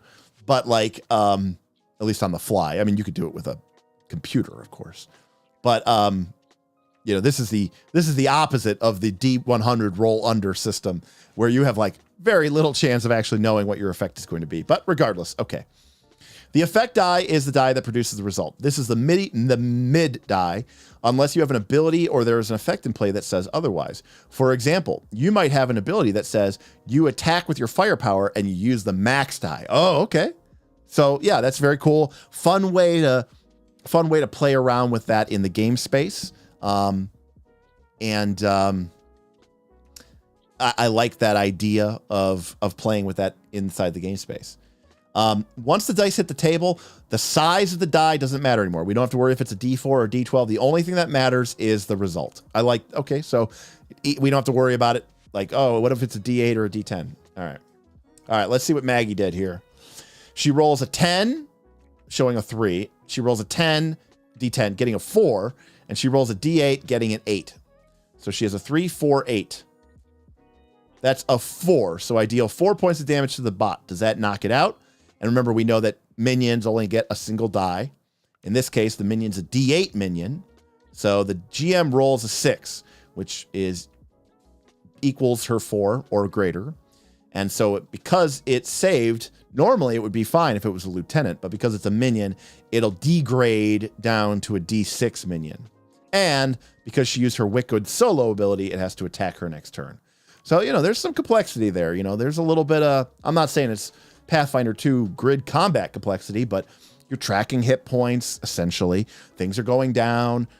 This, you know, whatever. Now, what's interesting to me is I have known nothing about this Wicked solo ability, but her character's name is Rockstar, and this ability called Wicked Solo, but it doesn't really seem like she had to use, like, what is Wicked Solo? You know what I mean? Like, it sounds like she was just ripping its head off. Is that what the Wicked Solo ability is? It seems a little bit strange. Like, I don't understand how or why that ability doesn't seem to matter. If that makes any sense. Like, I get that the Wicked Solo ability has this thing here. you know, where it has to attack her, but like it's kind of weird that it doesn't actually seem to matter. Like, given that the character's name is Rockstar, that the ability is called Wicked Solo, I guess I would think that there would be something involving music or musicality there. I don't know. It's kind of strange. Like in the last Mutants Masterminds game I ran, there was oh Christ, what was her name? In the last Mutants and Masterminds campaign I ran, we had a sort of musical themed character. I cannot remember the name of her character for the life of me. And she had, Soundstorm. There we go. Let me pull this up here real quick.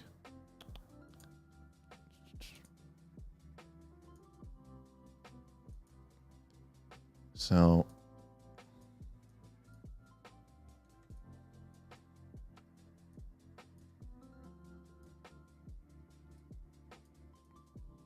and Soundstorm. Oh, it's been a while since I played Mutant things. So this is a Mutants Masterminds character sheet, by the way. She had. Yeah, so like she had an ability called like Pitch Slap, and it was like an AoE damage sonic cone. You know, she had internal dissonance. She could set up like internal vibration waves inside of a target to make it like get destroyed from within. And you know, sound control and sound manipulation. Again, they were all very much tied to her sonic powers. I just didn't know if this game works the same way. According to Damien, you just name the abilities yourself. Okay. So if Frostjack is asking the question that I would ask, does there end up being a lot of mismatch between mechanics and fiction? I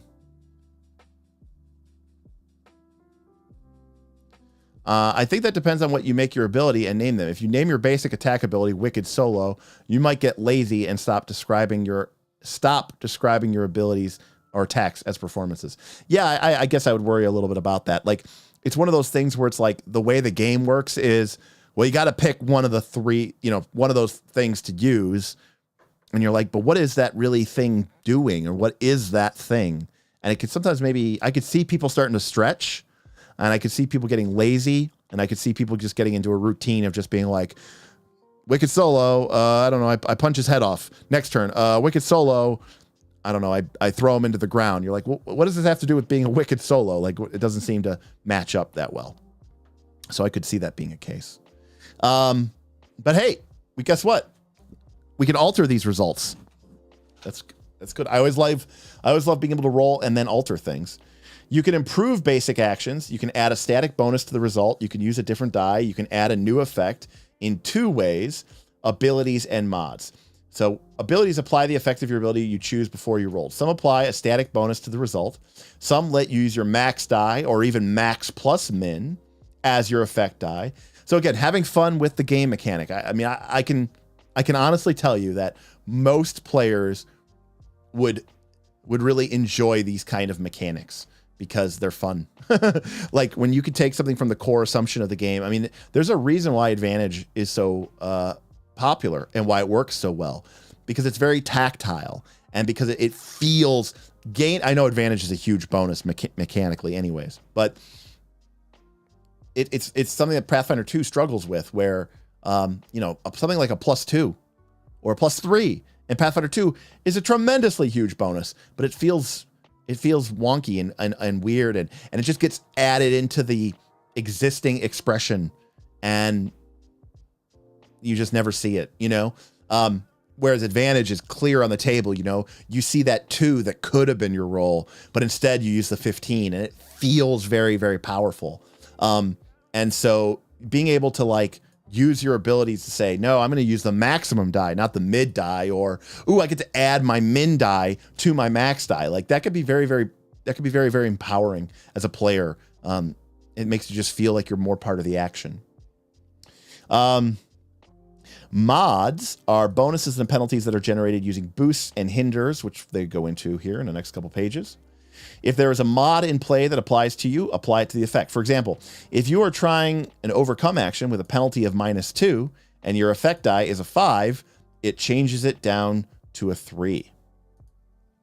You look that up on the chart and see it produces a failure or success with a major twist. Okay, well, we haven't gotten to the overcome chart yet. A few things about mods. This is just math. But again, crunchier than I would think.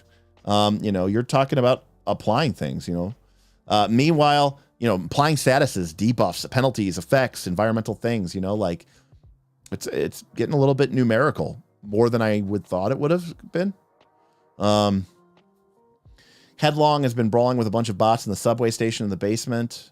His health is down to 17. Headlong has a persistent bonus of +2, made a couple of turns ago using his get moving ability, right? So, it's like, okay, we're tracking, bonuses and all this other stuff. Frostjack says, I don't like guidance or aid adding a D4 to a check in 5e math-wise, but it does have the advantage of tactility. See, I love in 5e, I love guidance, I love aid, I love bless, because I love that tactical ability. In fact, when we played 5e, or like the Bardic Inspiration die, when we played 5e, our players were always very, like we had a cleric, Smith played a cleric. He had these like white dice that he used as blessing dies. And when he blessed somebody at the table, I think you could target 3 people, I think, with bless. Like he would physically hand out the sort of, the bonus die and sort of a D4, I think is what it is. And he would hand them the D4 and say like, there you go. You get to roll that die in your sort of dice pool. And it made it feel like that's not just some D4, that's a bless from Derek, or I'm sorry, from Aaron. When we played 5e 1 to 20, I was a bard, and I thought like Bardic Inspiration was such a fun mechanic to use. And in our most recent 5e campaign, the one we did 1 to 10, we did for about 10 or 12 sessions, Dungeon Time Extreme. Our friend George was a bard, and he was the warrior bard that the players could use it to roll to add damage as well as to attack. And having that D8, to sort of signify, oh look, this is from the bard, roll it.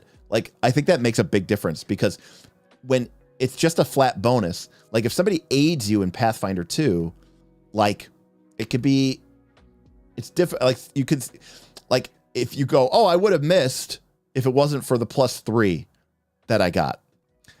That's true. You can do that math, but like there's something very psychologically satisfying about seeing that the die roll from the Bardic Inspiration was this D8 or, this 7 or this 8, and you could just see how much of an impact it had. Anyways, I thought those were like some of the best mechanics in 5e.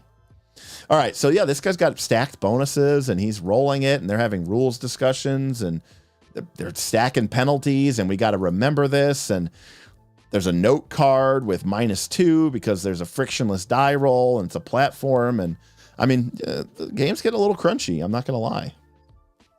I don't know if I hate that or if I like that.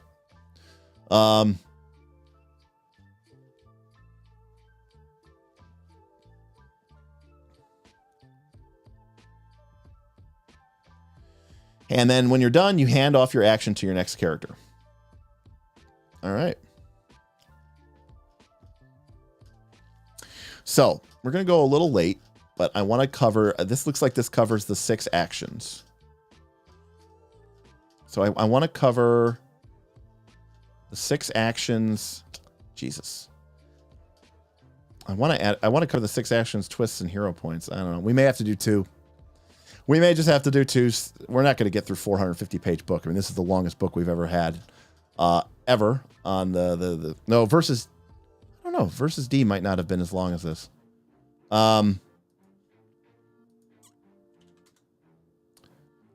All right, let's finish up the actions at least. Okay, here we go. So again, I like this system of 6 actions: attack, boost, hinder, overcome, defend, and recover. So attack is basic damage. It's the mid. Some powers let you do more things, and it reduces the heart. All right. For veteran players, if you've played popular role-playing games before, you might be wondering, how do I roll to hit? What if the attack misses? The answer is that in Sentinels, every attack hits. The damage dealt accounts for the target attempting to defend themselves. Not all attacks deal damage. If the effect die is low and the defender has armor or it's using to defend, the attack bounces harmlessly off a shield or something. But there's no separate rolls for attack and damage. A+, like it a lot. Damage can be visualized a number of ways. Perhaps it strikes home, despite the defender's best efforts. So I do like this. So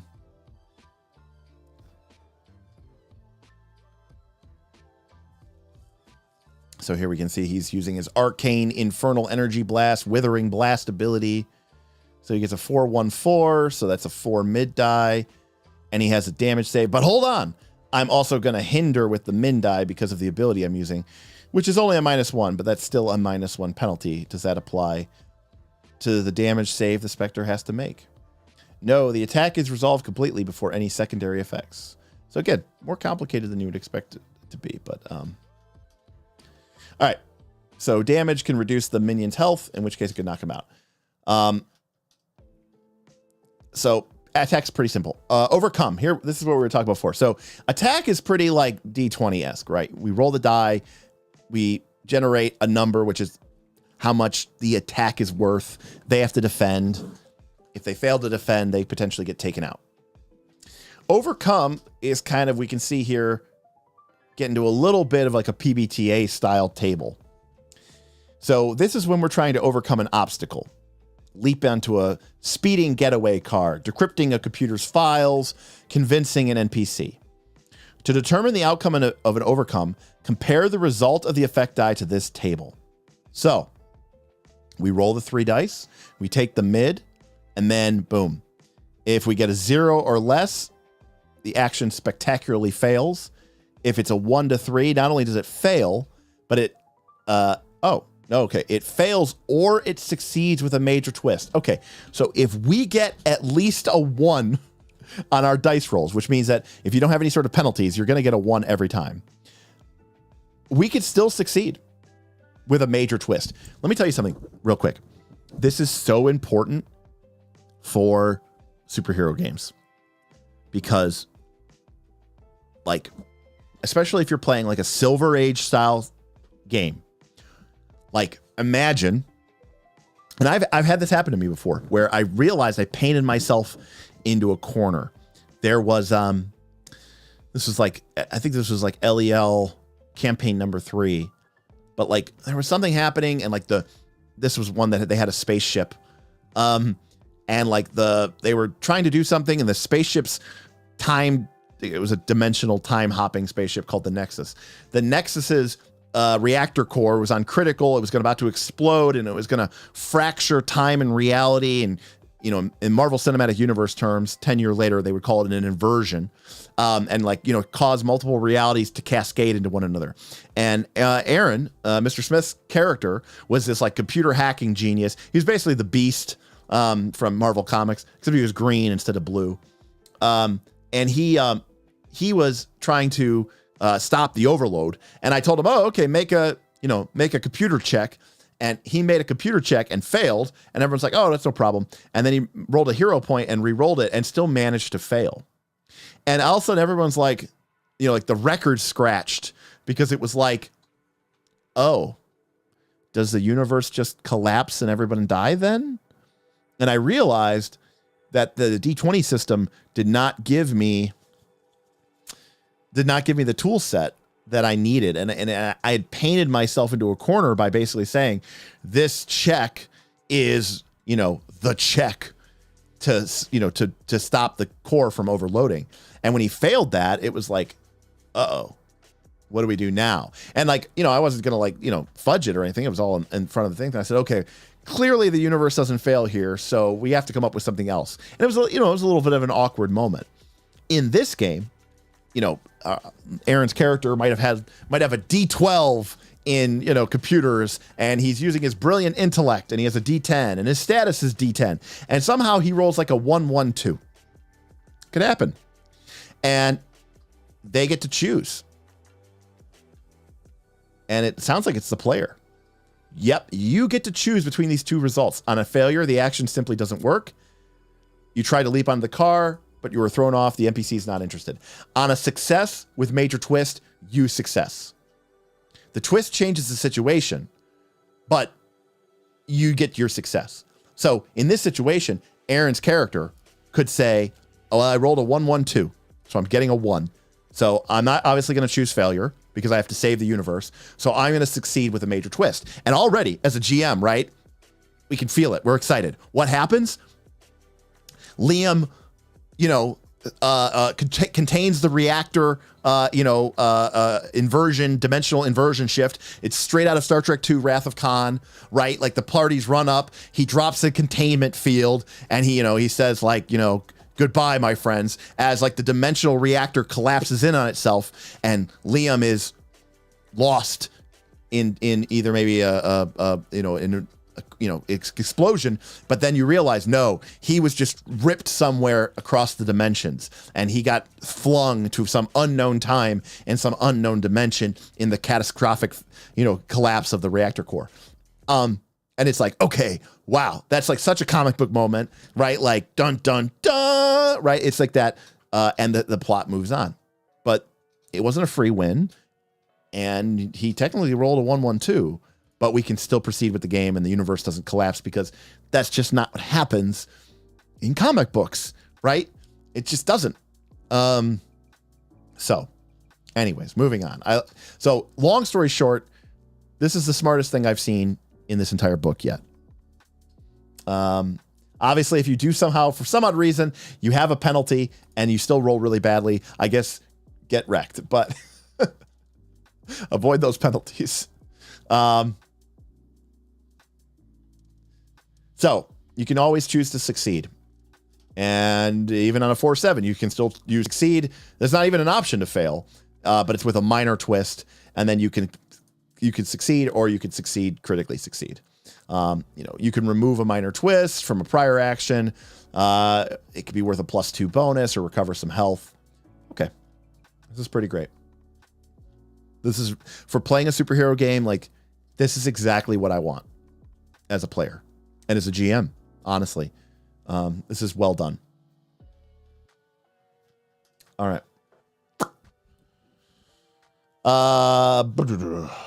Okay, this is them talking about overcome. Boosts and hinders can be used to help yourself or an ally or to weaken an opponent. When you use a boost or hinder, you make a mod, a bonus, or a penalty to someone else's action. The boost penalty creates a positive mod called a bonus. We're getting the terminology here is getting a bit, much here. The hinder action creates a negative mod called a penalty. Mods can do a lot, from having the right gadget at the right time, to knocking an opponent off balance, to grabbing the edge of a blast door, inspiring your group with a speech. You use your effect die to create a bonus. So you're going to give a ±1 or a ±2 or a ±3. Whenever you create a mod, give it a name with either a quick description or comic book dialogue quip, such as Pocket Analyzer +2 or Watch out for that first step -3. To keep track of the mod, write its name and value on a note card in front of whoever that mod is affecting now. Again, I like the tacticalness of this, although that could probably get a little bit tiresome after a while. And again, people might get a little boring and they just write, I could totally see at my table a few sessions into running this campaign where somebody writes like, +2, or they just write like, help, HALP, exclamation point, smiley, +2, and then they slide it to somebody. I'm not saying that's going to be everybody, but trust me when I say that will happen. Yes. Yes. That picture of a phallus -3, 100%. That is going to happen. It's just inevitable. So a mod applies to the effect die rolled on a later die roll, either adding to or subtracting from the result. You, as the creator of the mod, decide who uses that bonus or penalty as long as it makes sense in the fiction. Not everyone can just grab the massive sword +4 you found and use it.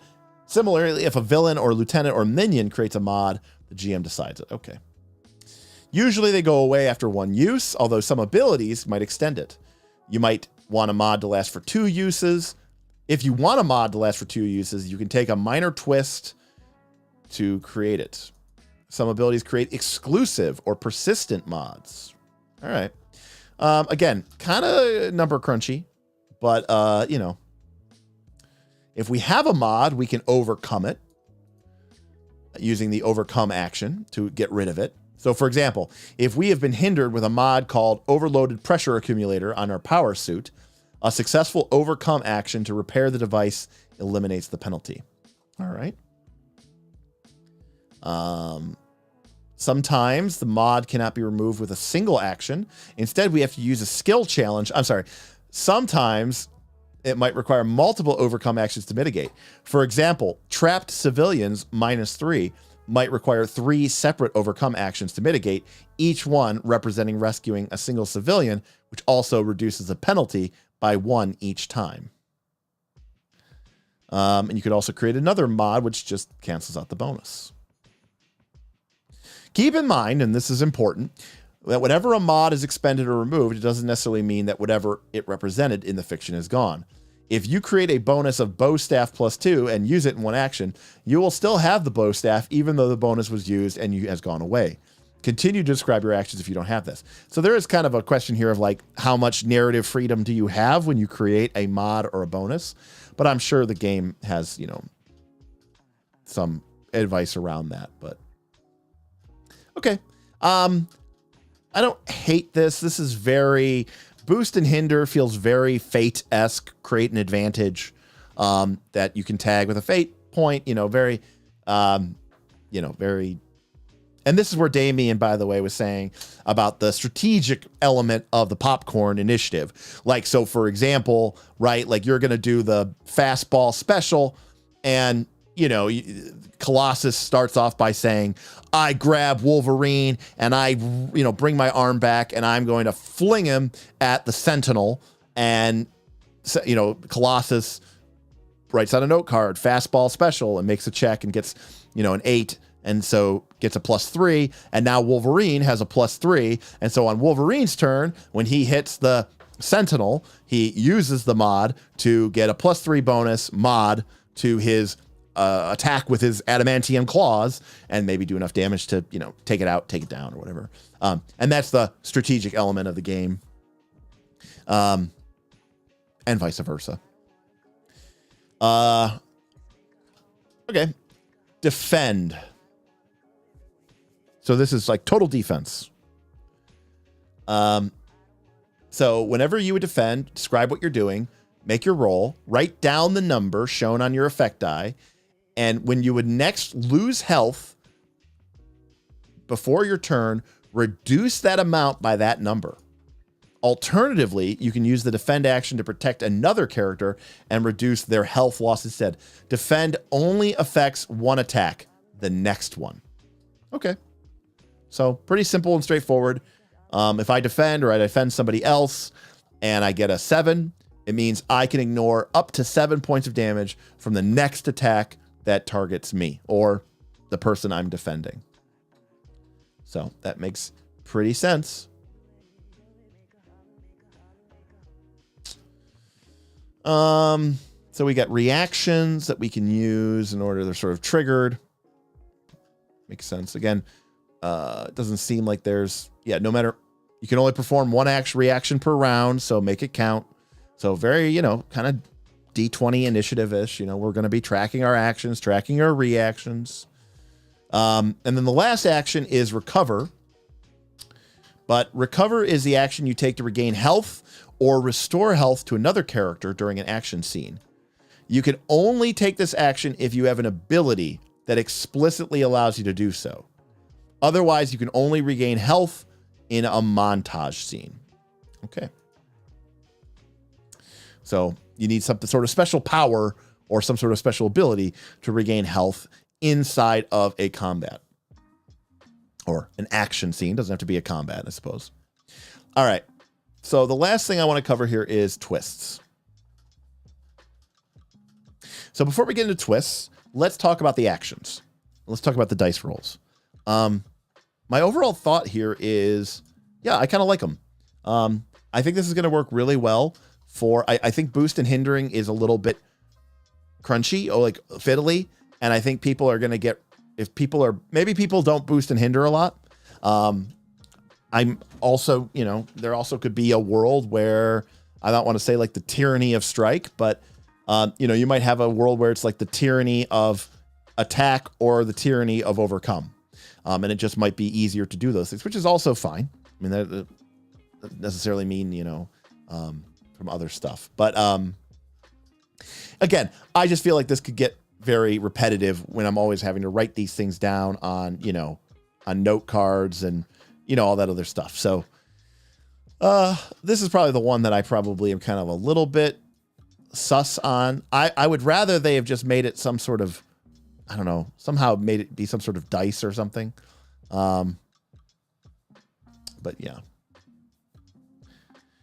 Kragan still doesn't like having to choose between making an action risky before the roll and getting a bad result. Well, I do kind of like that it's it's a gambling mechanic, Kragan. It's a little bit of pushing your luck, and I don't mind that. I think that can be fun. I mean, that's why we're rolling dice, right? Is to keep it interesting. So I don't hate that. All right, so we've talked a lot about twists.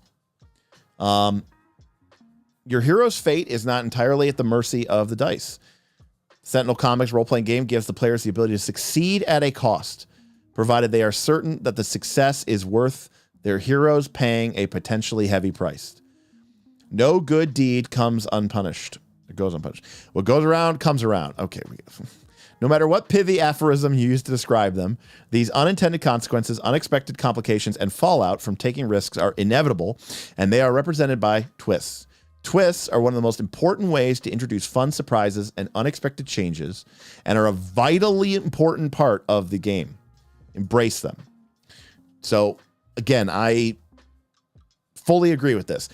Mutants and Masterminds might seem like the game is all about the power points and buying abilities and creating cool powers, but really the game was about the hero point economy.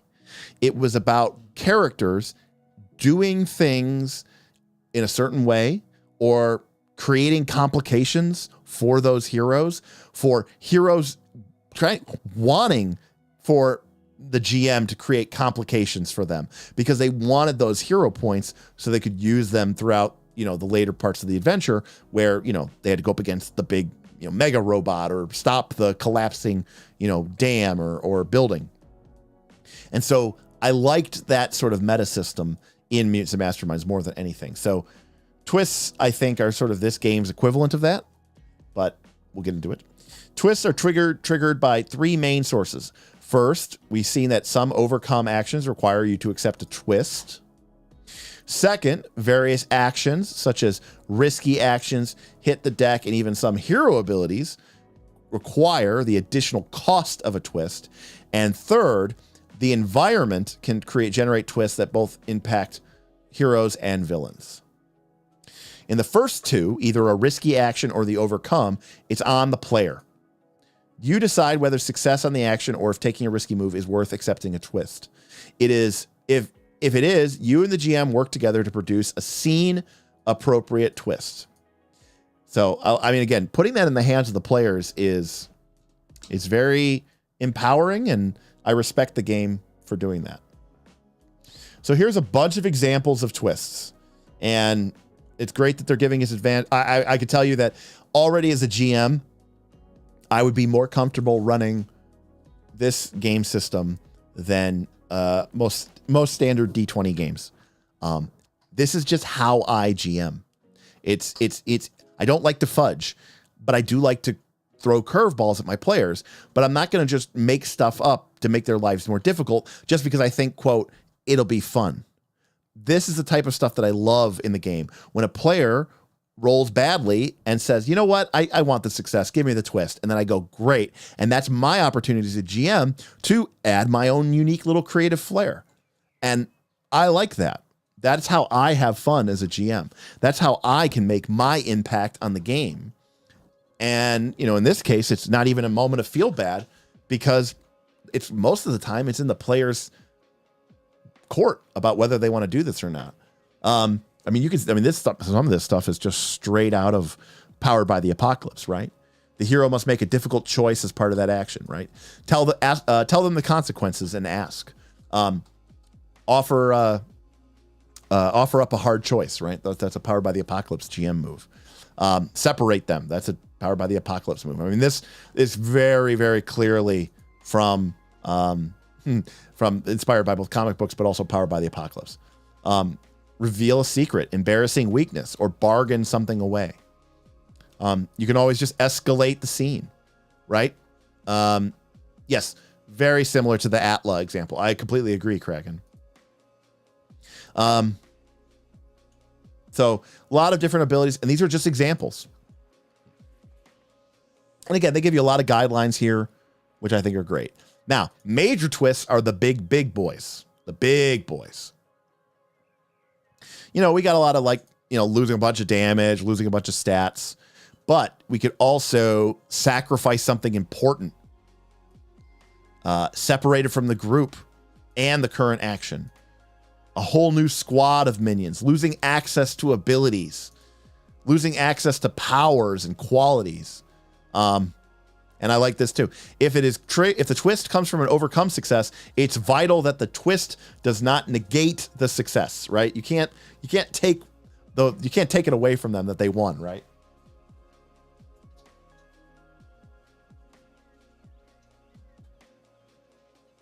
You know, that's not something you can take away from them. This is great. Good examples. I mean, it doesn't look like maybe there's some more stuff, and maybe there's more stuff in the GM's chapter to go over it, but fundamentally, I think this is a very, very solid way to do this. Now, in Mutants Masterminds, the GM had a lot more control. The GM could say, you know, ha ha ha ha ha. This by the way, has happened a lot of times in Mutants Masterminds. You know, basically, the villain laughs maniacally, and suddenly green gas begins emerging from the walls, and you start choking, and the last thing you see is Dr. Detroit laughing maniacally as you pass out.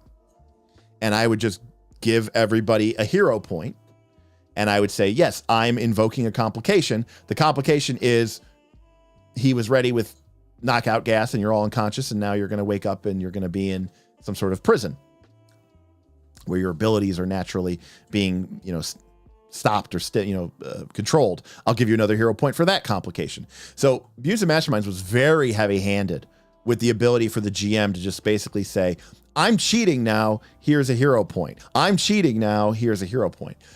Twists aren't quite so in the GM's hands. They're really more in the player's hands. I don't know if I like that. I don't dislike it. I don't know if I like it more or if I like it less. It's hard to say. I don't know. I don't know why this is yellow, but all right. Okay, there we go. Okay, it was highlighted. But it is interesting, and I do think that it's pretty compelling. And again, I think putting it in the player's hands is very brave.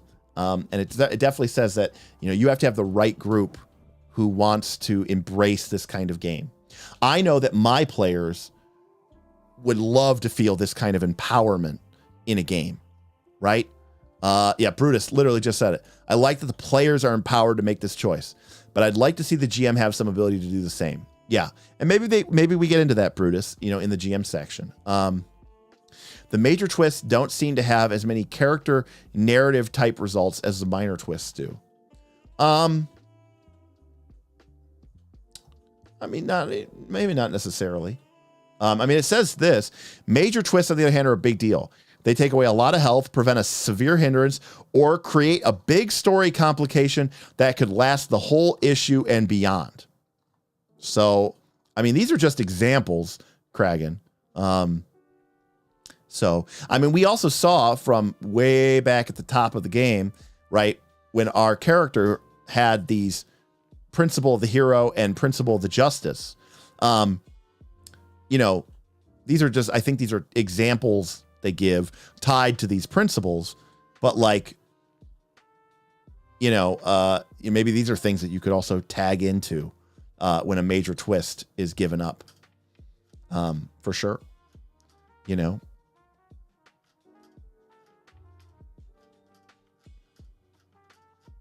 I mean, again, it depends on the tone of your game. But I mean, especially if somebody had the principle of the hero, like this, like our initial character did here, Legacy, right? Major twist. You're given an ultimatum between your life as a hero and something else you value. What do you give up? I mean, this is the classic example of like, a school bus, or like, something major, like the building, the Daily Planet building is about to collapse, and, Lois Lane is about to die, and, you try to swoop out and save them, and you roll really badly, and you get a 1 on the overcome. And you say, no, I want to succeed with a major twist. And the GM says, okay, the major twist is, if you want to succeed, you have to, someone sees you changing. Jimmy Olsen sees that you're Superman. Or maybe even Lois. Maybe you're in Clark when you save her and she sees, oh my God, you're Superman. Do you do it? Yes or no? Right? Like that's that could be a really great moment in a story and for a character, and to have that ability. And they could always say no, of course. But a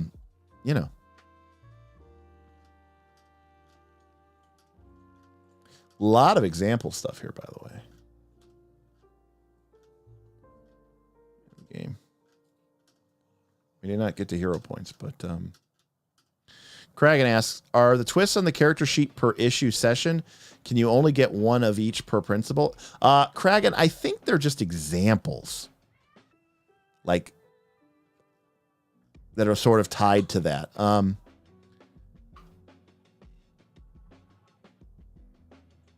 Yeah. Once you determine whether the twists are major or minor, you need to decide exactly what the twist does. Each hero sheet has a list of twist suggestions that relate to their principles at both major and minor levels. If the player doesn't want to use the principle-related twist listed on their hero sheet, the GM may suggest one. In any of these cases, you, the player, and the GM should work to come up with an appropriate twist. So there's an idea of it's a back and forth. It should make sense with the story that you've created so far. For example, a twist that deals the hero damage wouldn't make sense unless you were in a situation where, you have an element of physical danger. For twists generated by overcome actions and risky actions, the players and GM agree on a twist that is appropriate to the story and is acceptable to the player. The GM has the authority to approve or veto twists that don't make any sense, and the player can always decline the twist in favor of failing the overcome or not taking the risky action. So if the GM finally says like, nope, this is the twist, take it or leave it, the player can say, leave it. And I like that as well. You're never, forced into a corner where you have to take the twist. It is always going to be, that is an incredible level of player agency, which I really respect. And obviously twists that come from the environment, those are up to the GM. So we got some examples here. So let's talk about the last thing, because we haven't gotten to, there's a big game here, but Jaron Sorensen said, what is this game about? So that this game said it was about playing heroes in the Silver Age predominantly. These are heroes that are heroic. They're champions of their principles. These aren't the type of people who, quite frankly, they don't let people die, right? They're going to save the day. They might have to sacrifice. They may have to give up a lot. But at the end of the day, they can overcome. And that's like, what is this game about? So the second thing is, what does the game give us in terms of actions that enable us to do that? And I think the answer to that is really found in this overcome action. Because in the overcome action, we can see here that even on a 1 from our die roll, we can always choose success with a twist. This means there is no situation except where we have a big penalty and we still roll very badly. And I don't even know that I like this. I might house rule and get rid of this. That's how strongly I feel about this. This is probably the only thing about this that I don't like. I like the idea that a character, maybe you have something here like action, action succeeds, but the character dies. I don't know, right? Like that's the type of thing I might replace that with that. Or the character could choose to fail, of course. But if they want to succeed, they have to sacrifice themselves or sacrifice something extreme, like an extreme twist. Because I don't ever want a situation where Aunt May is trapped in her car and Doc Octopus is attacking, and then Dr. Octopus, Aunt May's car starts to, slide off of the bridge, and, Dr. Octopus starts to try to get away, and Spider-Man goes, oh, Aunt May, and he dives after her Spider-Man style, flipping through the bridge rafters, and then he, he just, shoots out a web shooter onto the steel beam, and he tries to, shoot the web shooter through the broken car window to grab Aunt May to pull her out, and then fails. And you're just left going like, I guess Aunt May's dead. Like, right? Like I don't ever want to be in that situation. Not in this style of game, not in this type of genre of game. And so I appreciate that they give us the tool to do this. There's a lot of other stuff in the game, but this to me is like the bread and butter. And having played a lot of superhero RPGs, I can tell you that this action, far more than the other ones, is going to be, the one that you're going to use the most.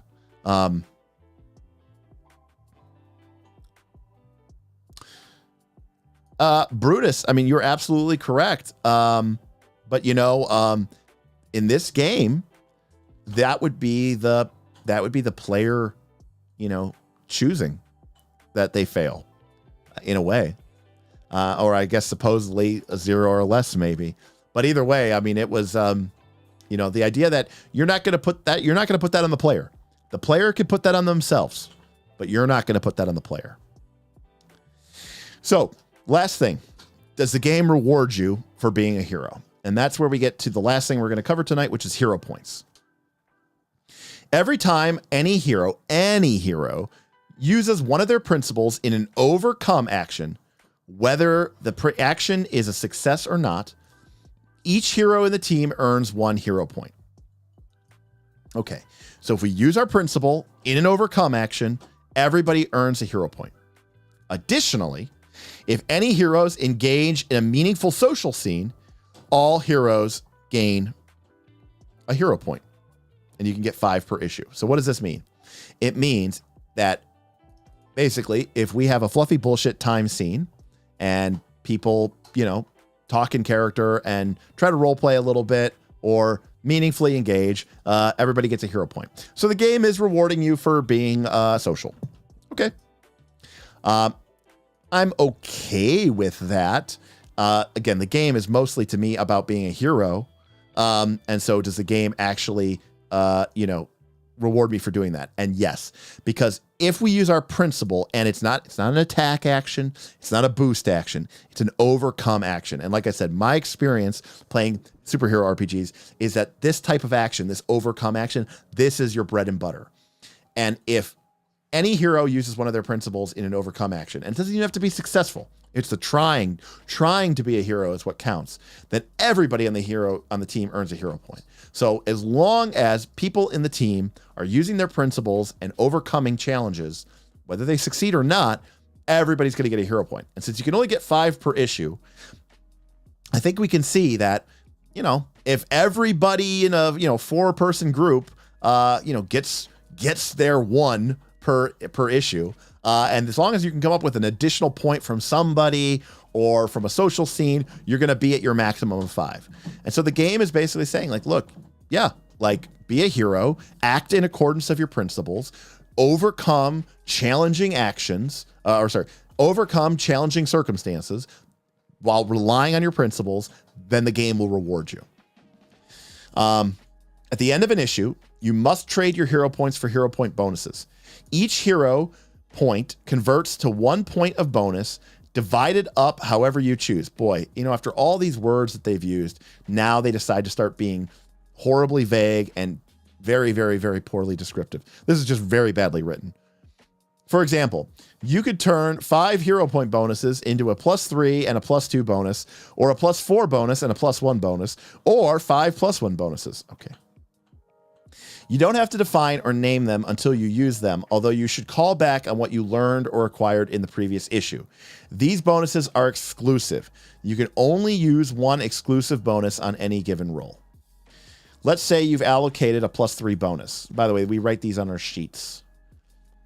So at the end of a session, we would go in and we would say, okay, we got 4 hero points from that session, from this issue, section 8.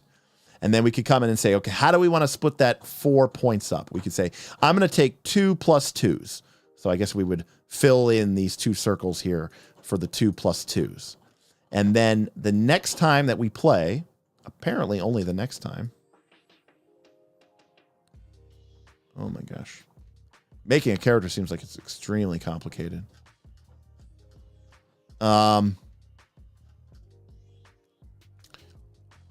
When you realize you need some help convincing a public works official to let you in the sewers, you remember that in a previous issue, the mayor told you, if there's anything I could do, let you know. You decide to take that +3 bonus and call it favor from the mayor, and it gives you a +3 bonus. Track your hero points and hero points bonuses on the front of your sheet. You must convert hero point bonuses to bonuses between issue. You cannot carry them over. And any unused bonuses go away at the end of the issue. Okay.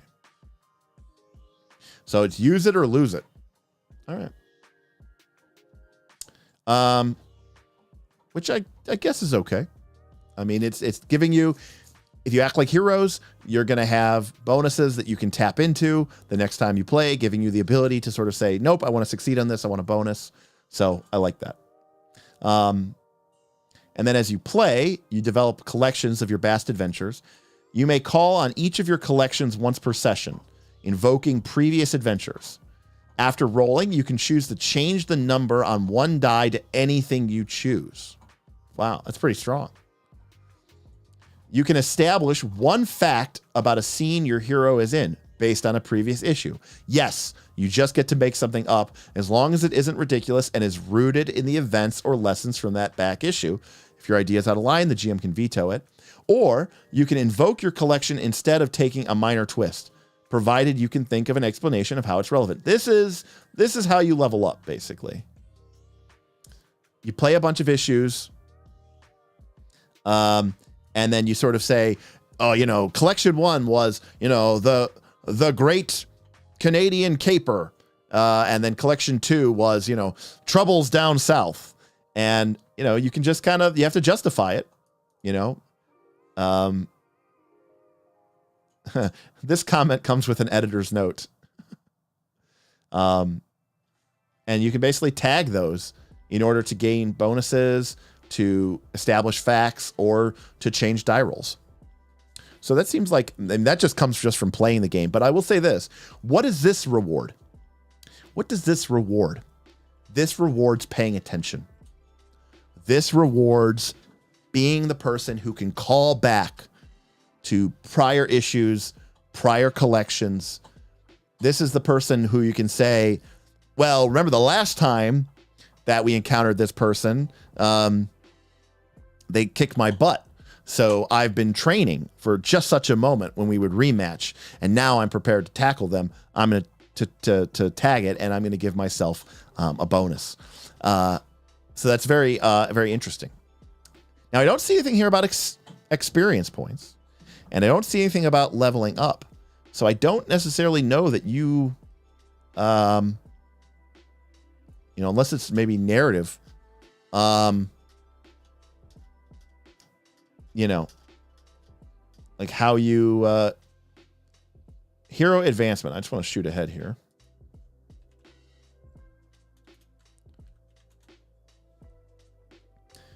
So after 6 issues, it becomes a new collection, which you can tag. You can make cosmetic changes between storylines.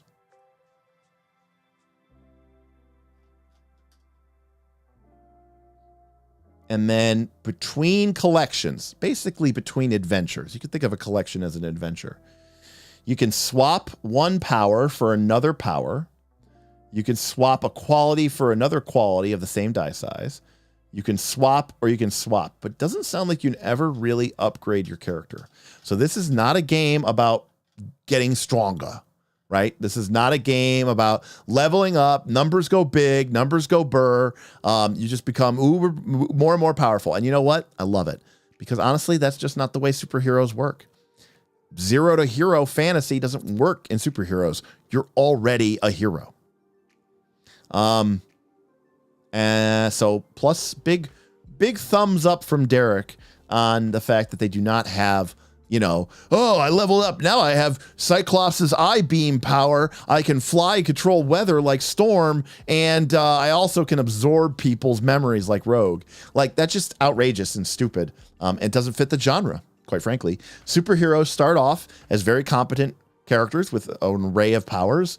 And while they gain knowledge and experience and can call back on that stuff, which the game does a good job of by letting you collect issues into collections and then tag those collections in order to sort of have powerful effects narratively. But also, like it does, you can change an effect die after you roll, which is obviously a big deal. You're like, oh yeah, I'm going to turn that D12 to a 12. That's a big deal. So yeah, that's kind of great. So I think overall, there's a few things I don't like. I don't necessarily love Popcorn Initiative.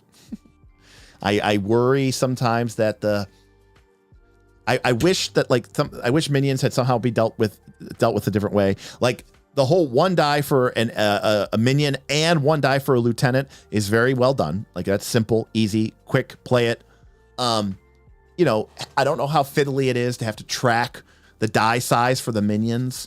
I don't know if this game even gets into appropriate challenging ratings. Is there such a thing in this game for balance? My guess is no, but you never know. Cause literally you can have a twist and just add a mob of minions. So this is one of those things that I'm not going to put anything into it without having experienced the game. But fundamentally it seems like they have their head in the right space for how to track mooks, minions, and then also the fact that lieutenants are extremely simple. I actually really like.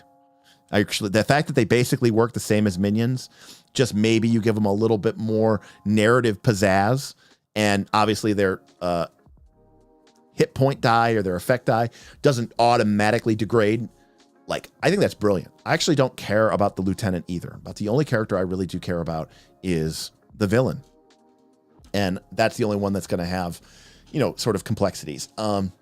Nowadays, I don't like to roll dice, so I'm disappointed that I do have to roll dice in the game. But going to the Jared Sorensen thing, I would say, what is this game about? It's about being kind of good old-fashioned 4-color superheroes from the Silver Age of comic books. Nothing like of our modern-day edgy, Deadpool type comics.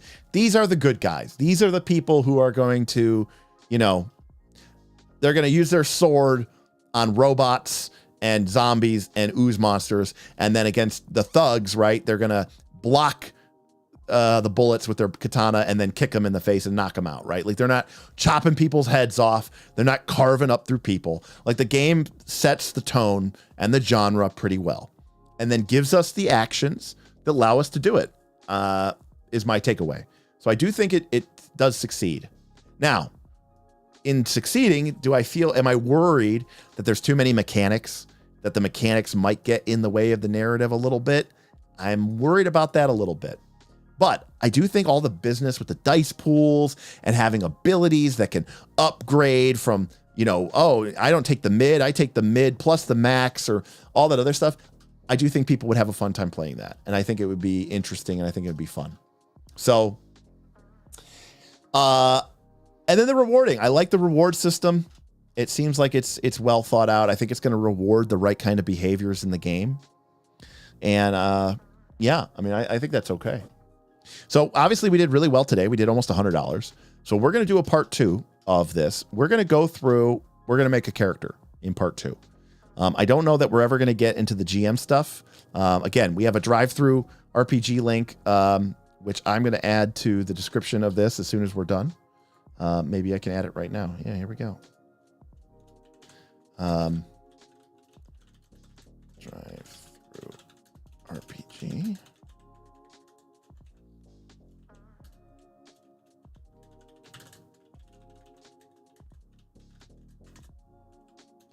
All right, I added that so that maybe Knights of Last Call can make some money someday. So yeah, I mean, if you're interested, it's an expensive PDF. It's $30, but it's a chonker. It's 450 pages. So it seems like you're getting a lot. Now, I will say that it looks like the power sources are kind of predetermined, right? The hero game, the champions game, the Mutants Masterminds game, you could literally custom build all of your powers. When I was in my 20s, I really liked that. I'm going to be completely honest with you. Nowadays, I don't want to do that. Nowadays, I'm better off. I don't want to sit there and figure out how many points of flight power I want to take. And I just want to just give me the thing. Let me do the thing. Okay. Cosmos. Great. Okay. I get 2 of these. Cool. I'm going to take it, and I'm a big fan of that. Like, I actually like that. 450 friendly pages seems heavy on tables and pictures. Yeah. I mean, there's a lot of art in the book. You can't deny that. The artistic style is a little grating, but I mean, it's well laid out. I mean, like, this is a pretty picture. I mean, like that, look how that's all laid in. It's nicely done in, the table's popping out, I mean, it's colorful. It's absolutely, very, very nice. Brutus is saying you can get the actual hardback at Noble Knight for $50, which is obviously $20 more, but that's a great price. I mean, again, overall, it seems like it's got a lot of depth to it, people. Much more mechanical than I would have thought the game was going to be. But again, we'll go through. Damian says we need to use the guided character creation building method. It's the bee's knees, the most fun random generator I've ever used. John asking important question. John asks if there is an index. Yeah, I agree, Frostjack. The book definitely evokes the feelings of comics, but perhaps to the detriment of readability. Certainly, probably from Frostjack to the, the initial read through. Great, that's fun, but like, what about if it's like you're using it as a reference, and you're trying to find something real quick. So here's our character sheet, black and white and in color.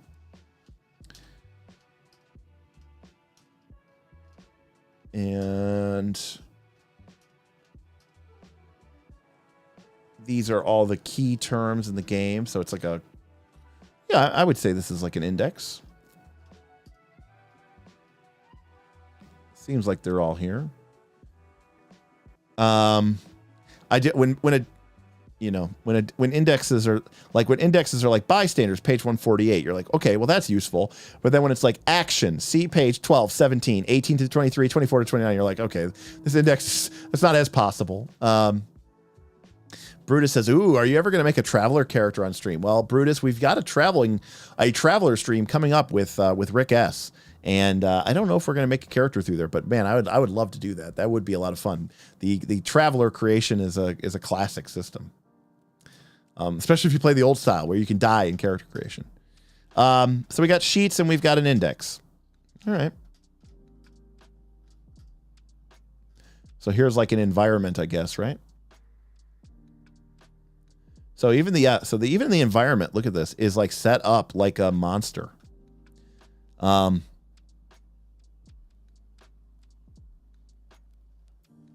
Very interesting. There's a lot of stuff here that I could see a lot of people in the Knights of Last Call Discord being really hyped about. Definitely making it a very cool environmental aspect to the game. So, yeah. So far, my feelings are, I'm going to say it's a B. I'm not going to give it an A yet, but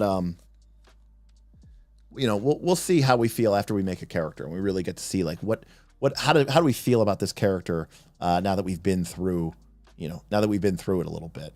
Do we still feel like it's what we do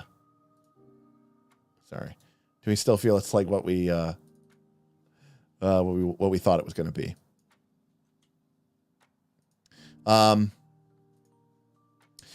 Did you change your mind about how easy it seems to do low prep? Frostjack, nothing I've seen yet. Now, obviously, being able to grab lieutenants and grab minions and just make them as a single die size, that is very low preppable. But, when I look at like how complex these environments are and, I don't know. We'll have to take a look. I don't know that I have a feeling of it yet. My initial thought process is there's a lot of crunch here, and I feel like you might be able to get away with low prep, but I feel like you're going to lose something if you do that, because I think that the game, it wants you to have the villains for sure want to be well developed with abilities and dice and statuses and all that other stuff. Yeah. So, I mean, again, I hesitate to pass judgment yet, but my gut instinct is telling me this is not no prep. It might be low prep, but it's definitely not no prep like Blades in the Dark would be. There's too much crunch. There's just too much mechanical crunch in the system for it to truly be no prep. And that's not necessarily a bad thing. I mean, that's just the way it is. John says the card game is awesome for families. This looks like a pretty good gateway RPG for our children. Yeah, I mean, I have to imagine the game plays out pretty simply. The math is put 3 dice in order from high to low, and the highest die use a D12. Basic subtraction and add 2 to a 6, right? So I mean, very simple there. And I think you could have a lot of fun. The style, the tone, it definitely, I think, speaks more to children. I don't know that I would say it's like for young children. There's still a good amount of complexity to it, but certainly, 10-year-olds, 12-year-olds, I think would be totally fine playing this game.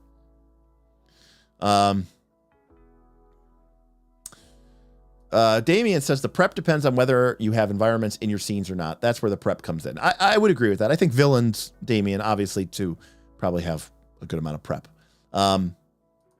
John says area is already laid out with twists. You can carbon copy thugs, lieutenants, which will help. Yeah, that's what if the game was low prep, it's your ability to quickly just throw in a lieutenant, throw in. I mean, obviously the game itself expects it to be somewhat low prep because one of the twists, which can come out randomly from a player's choice, is a squad of minions shows up. So clearly you have to have the ability to just sort of think on your feet and drop stuff in. Okay, so once the environment book drops, the prep will become very light. Yeah, I think that would be very helpful as well, especially if they had more generic environments, Damien. It looks like from a quick read of the book, again, without getting too much into it, the environments they have in the book are like the ruins of Atlantis and, the technological city of Mordengrad and Magna Maria, the home of the lava people, right? It's all very, very specific. So maybe some generic environments would be kind of cool. Maybe like a modular environment builder, like, oh, I'm going to take industrial plus danger and make that into an environment, or I don't know, wild plus, wild plus confusing, or wild plus mysterious, and that's an environment. And you could have like this kind of plug and play system, like that would be kind of cool, and it'd be fun. You could use oracles to kind of randomly generate it or do some other stuff. Like I think that could be pretty fun. So, but overall, I mean, I think yes, it needs Toad integration. What are we doing making decisions when we can just roll randomly for it? So hey, listen, I want to say thank you, everybody. Again, if you're interested in checking out the book, we'll probably do a follow-up. I don't know when we'll do the follow-up. It could be this weekend, but this weekend is TPKCon. That is being put on by the Pathfinder 2 subreddit, and it's being sponsored and hosted by Roll for Combat. And it's going to be running all President's Day weekend. Starts Friday, goes through Monday. I had the pleasure to sit down with RPG Sage and get to interview him. He is going to be on Monday talking about his really cool Discord bot. And I think I might be doing some hosting. I'm not sure yet. I gotta double check. I gotta double check with the runners. Mike, is it available on DriveThruRPG through the KLC affiliate link? Clicking on that affiliate link, Mike T, will take you to DriveThruRPG, and you just got to do a search for it. But anything that you buy on DriveThruRPG, if you use that affiliate link, will give us a couple percentage of your purchase back. Again, no charge to you, but it is an affiliate link. So, you know, some people want to know that is the case, and just want to make sure you know. Yeah, so I think that's all we have to say. If you enjoyed this conversation and you want to maybe catch the next one, make sure you like, subscribe, and ring the bell. That'll let you know. That'll let you know what it's in the description below, Mike. But happy to paste it in chat.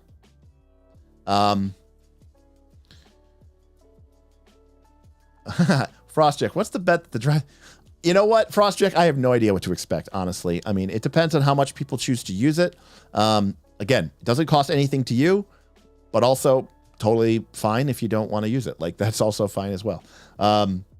If you DriveThruRPG, again, we had to apply for affiliate status. They checked out our channel. They liked how we present RPGs and the fact that we cover a bunch of different RPG categories, and we definitely talk about independent RPGs. And so they felt like it's in their financial interests to give us a couple pennies on the dollar to promote buying stuff from their website. So, again, you could buy anything. You don't even have to buy Sentinel Comics with that link. If you go to DriveThruRPG and you decide to go buy Fabula Ultima, we'll get a couple percentage points off of that as well. Kragan, I have no idea, but I'm going to guess very, very expensive or cheap. Maybe surprisingly cheap would be the other wing I would say. Okay, so yeah, that's what we have for tonight. We're going to be back Thursday to talk about Archetypes, Pathfinder 2. I don't know what's going on this weekend. It's a long weekend. President's Day. I'm off because, again, my company works with a lot of government. And I'm taking Friday off to go see the new Ant-Man movie. Speaking of comic books, I have been very disappointed in Phase 4. Very disappointed in Phase 4. I thought Spider-Man Far From Home was what's it called? Not Endgame. What's it called? Home Away, Homecoming, Far From Home. What was the third one just called? Something Home. No Way Home. Thank you, Brutus. It's clever naming slogan, but it got old really quick. I liked Spider-Man No Way Home because it was absolutely 100% pure fan service. And I'm enough of a Marvel comic geek. I grew up, I loved the Tobey Maguire movies. The Andrew Garfield movies were okay. But to bring them in and do it in a but on the balance, the movie was okay. It wasn't great. A S+++ for fan service. But the movie was okay. Eternals, Shang-Chi, the Doctor Strange Multiverse of Madness, I have been left in a lurch this whole Phase 4. Gosh, what else was there? Oh God, Love and Thunder. That movie was actively bad. I thought that movie was horrible. Wakanda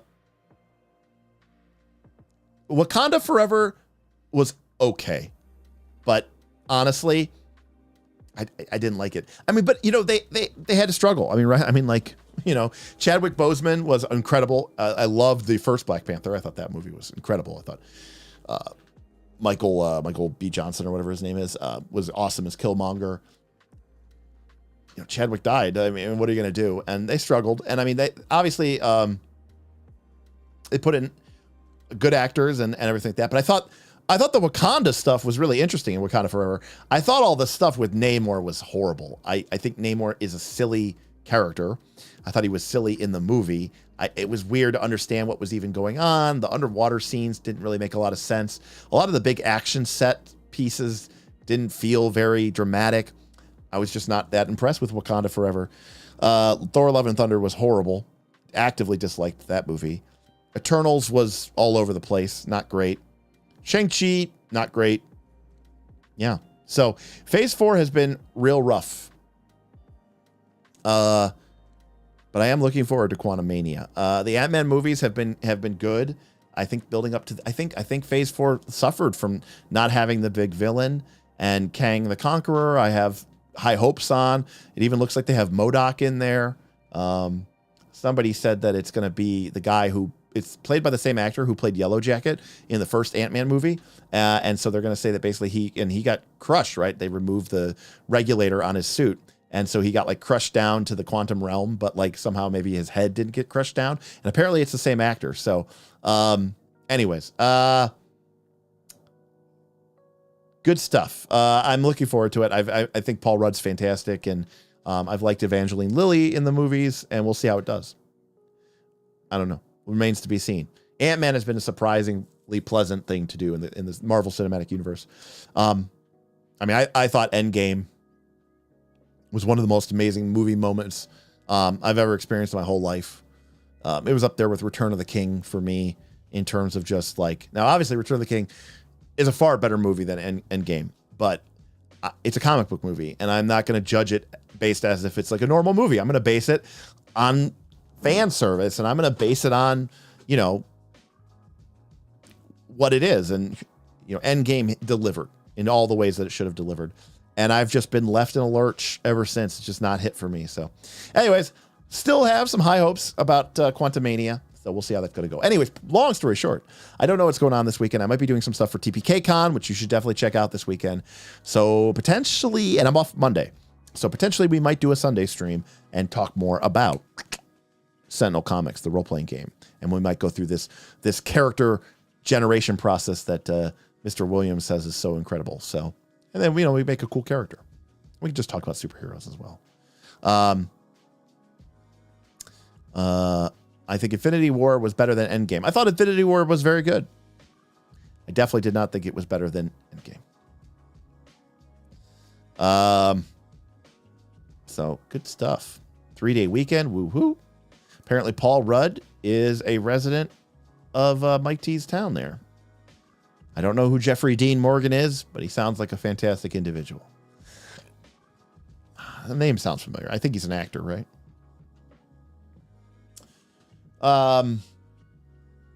Also, as regards to Phase 4, I have literally seen none of the Disney movie shows. I've not seen WandaVision, Loki, Falcon Winter Soldier, What If, Hawkeye, She-Hulk, Moon Knight, Ms. Marvel. I don't watch television, and I don't own any streaming services. And yeah. So, the comedian from Watchmen. Now that I do know, and he was really good in that. So, okay, Negan from Walking Dead. Got it. Okay, never watched Walking Dead. So, I mean, I appreciate Infinity War for what it was. But like, it was just, you know, there were some plot elements there that just didn't have the same impact that I wanted them to have. So, but again, I thought it was really good. I just, you know, it was what it was. All right. Well, thanks everybody. We went a little long today, but I appreciate y'all hanging out. And again, thank you for the support. Thank you to my patrons for hanging out with me and being cool and being lovely people and keeping the game growing. You know, we've gotten a couple new patrons this month. Things have been picking up a little bit, and I think they're only going to get more crazy once we eventually open up the floodgates of Northern Reaches Season 2, which should be opening up here in the next couple of weeks. So, you know, we're hoping to get it done in February, but we'll see. But it might be early March.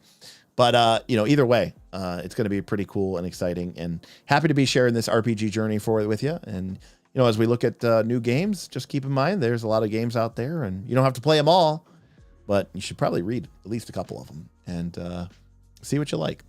And hey, maybe you do like Fantasy 20 games. That's fine. I like them too. But superheroes, maybe try something different. I will say this. If I were to run a superhero game right now, and I didn't want it to be masks, I'd be willing to run this game over Mutants Masterminds. I think it's worth a shot, and I'm excited by a good chunk of what I've seen so far. So we'll leave it at there. We'll see how we feel after we make a character, and feel like if we have enough input and feeling into the character's creation to really feel like we own the character. So that's going to do it for me. On behalf of the Knights of Last Call, I want to say thank you very much, and we'll see you next time from Knights of Last Call. Peace out, everybody.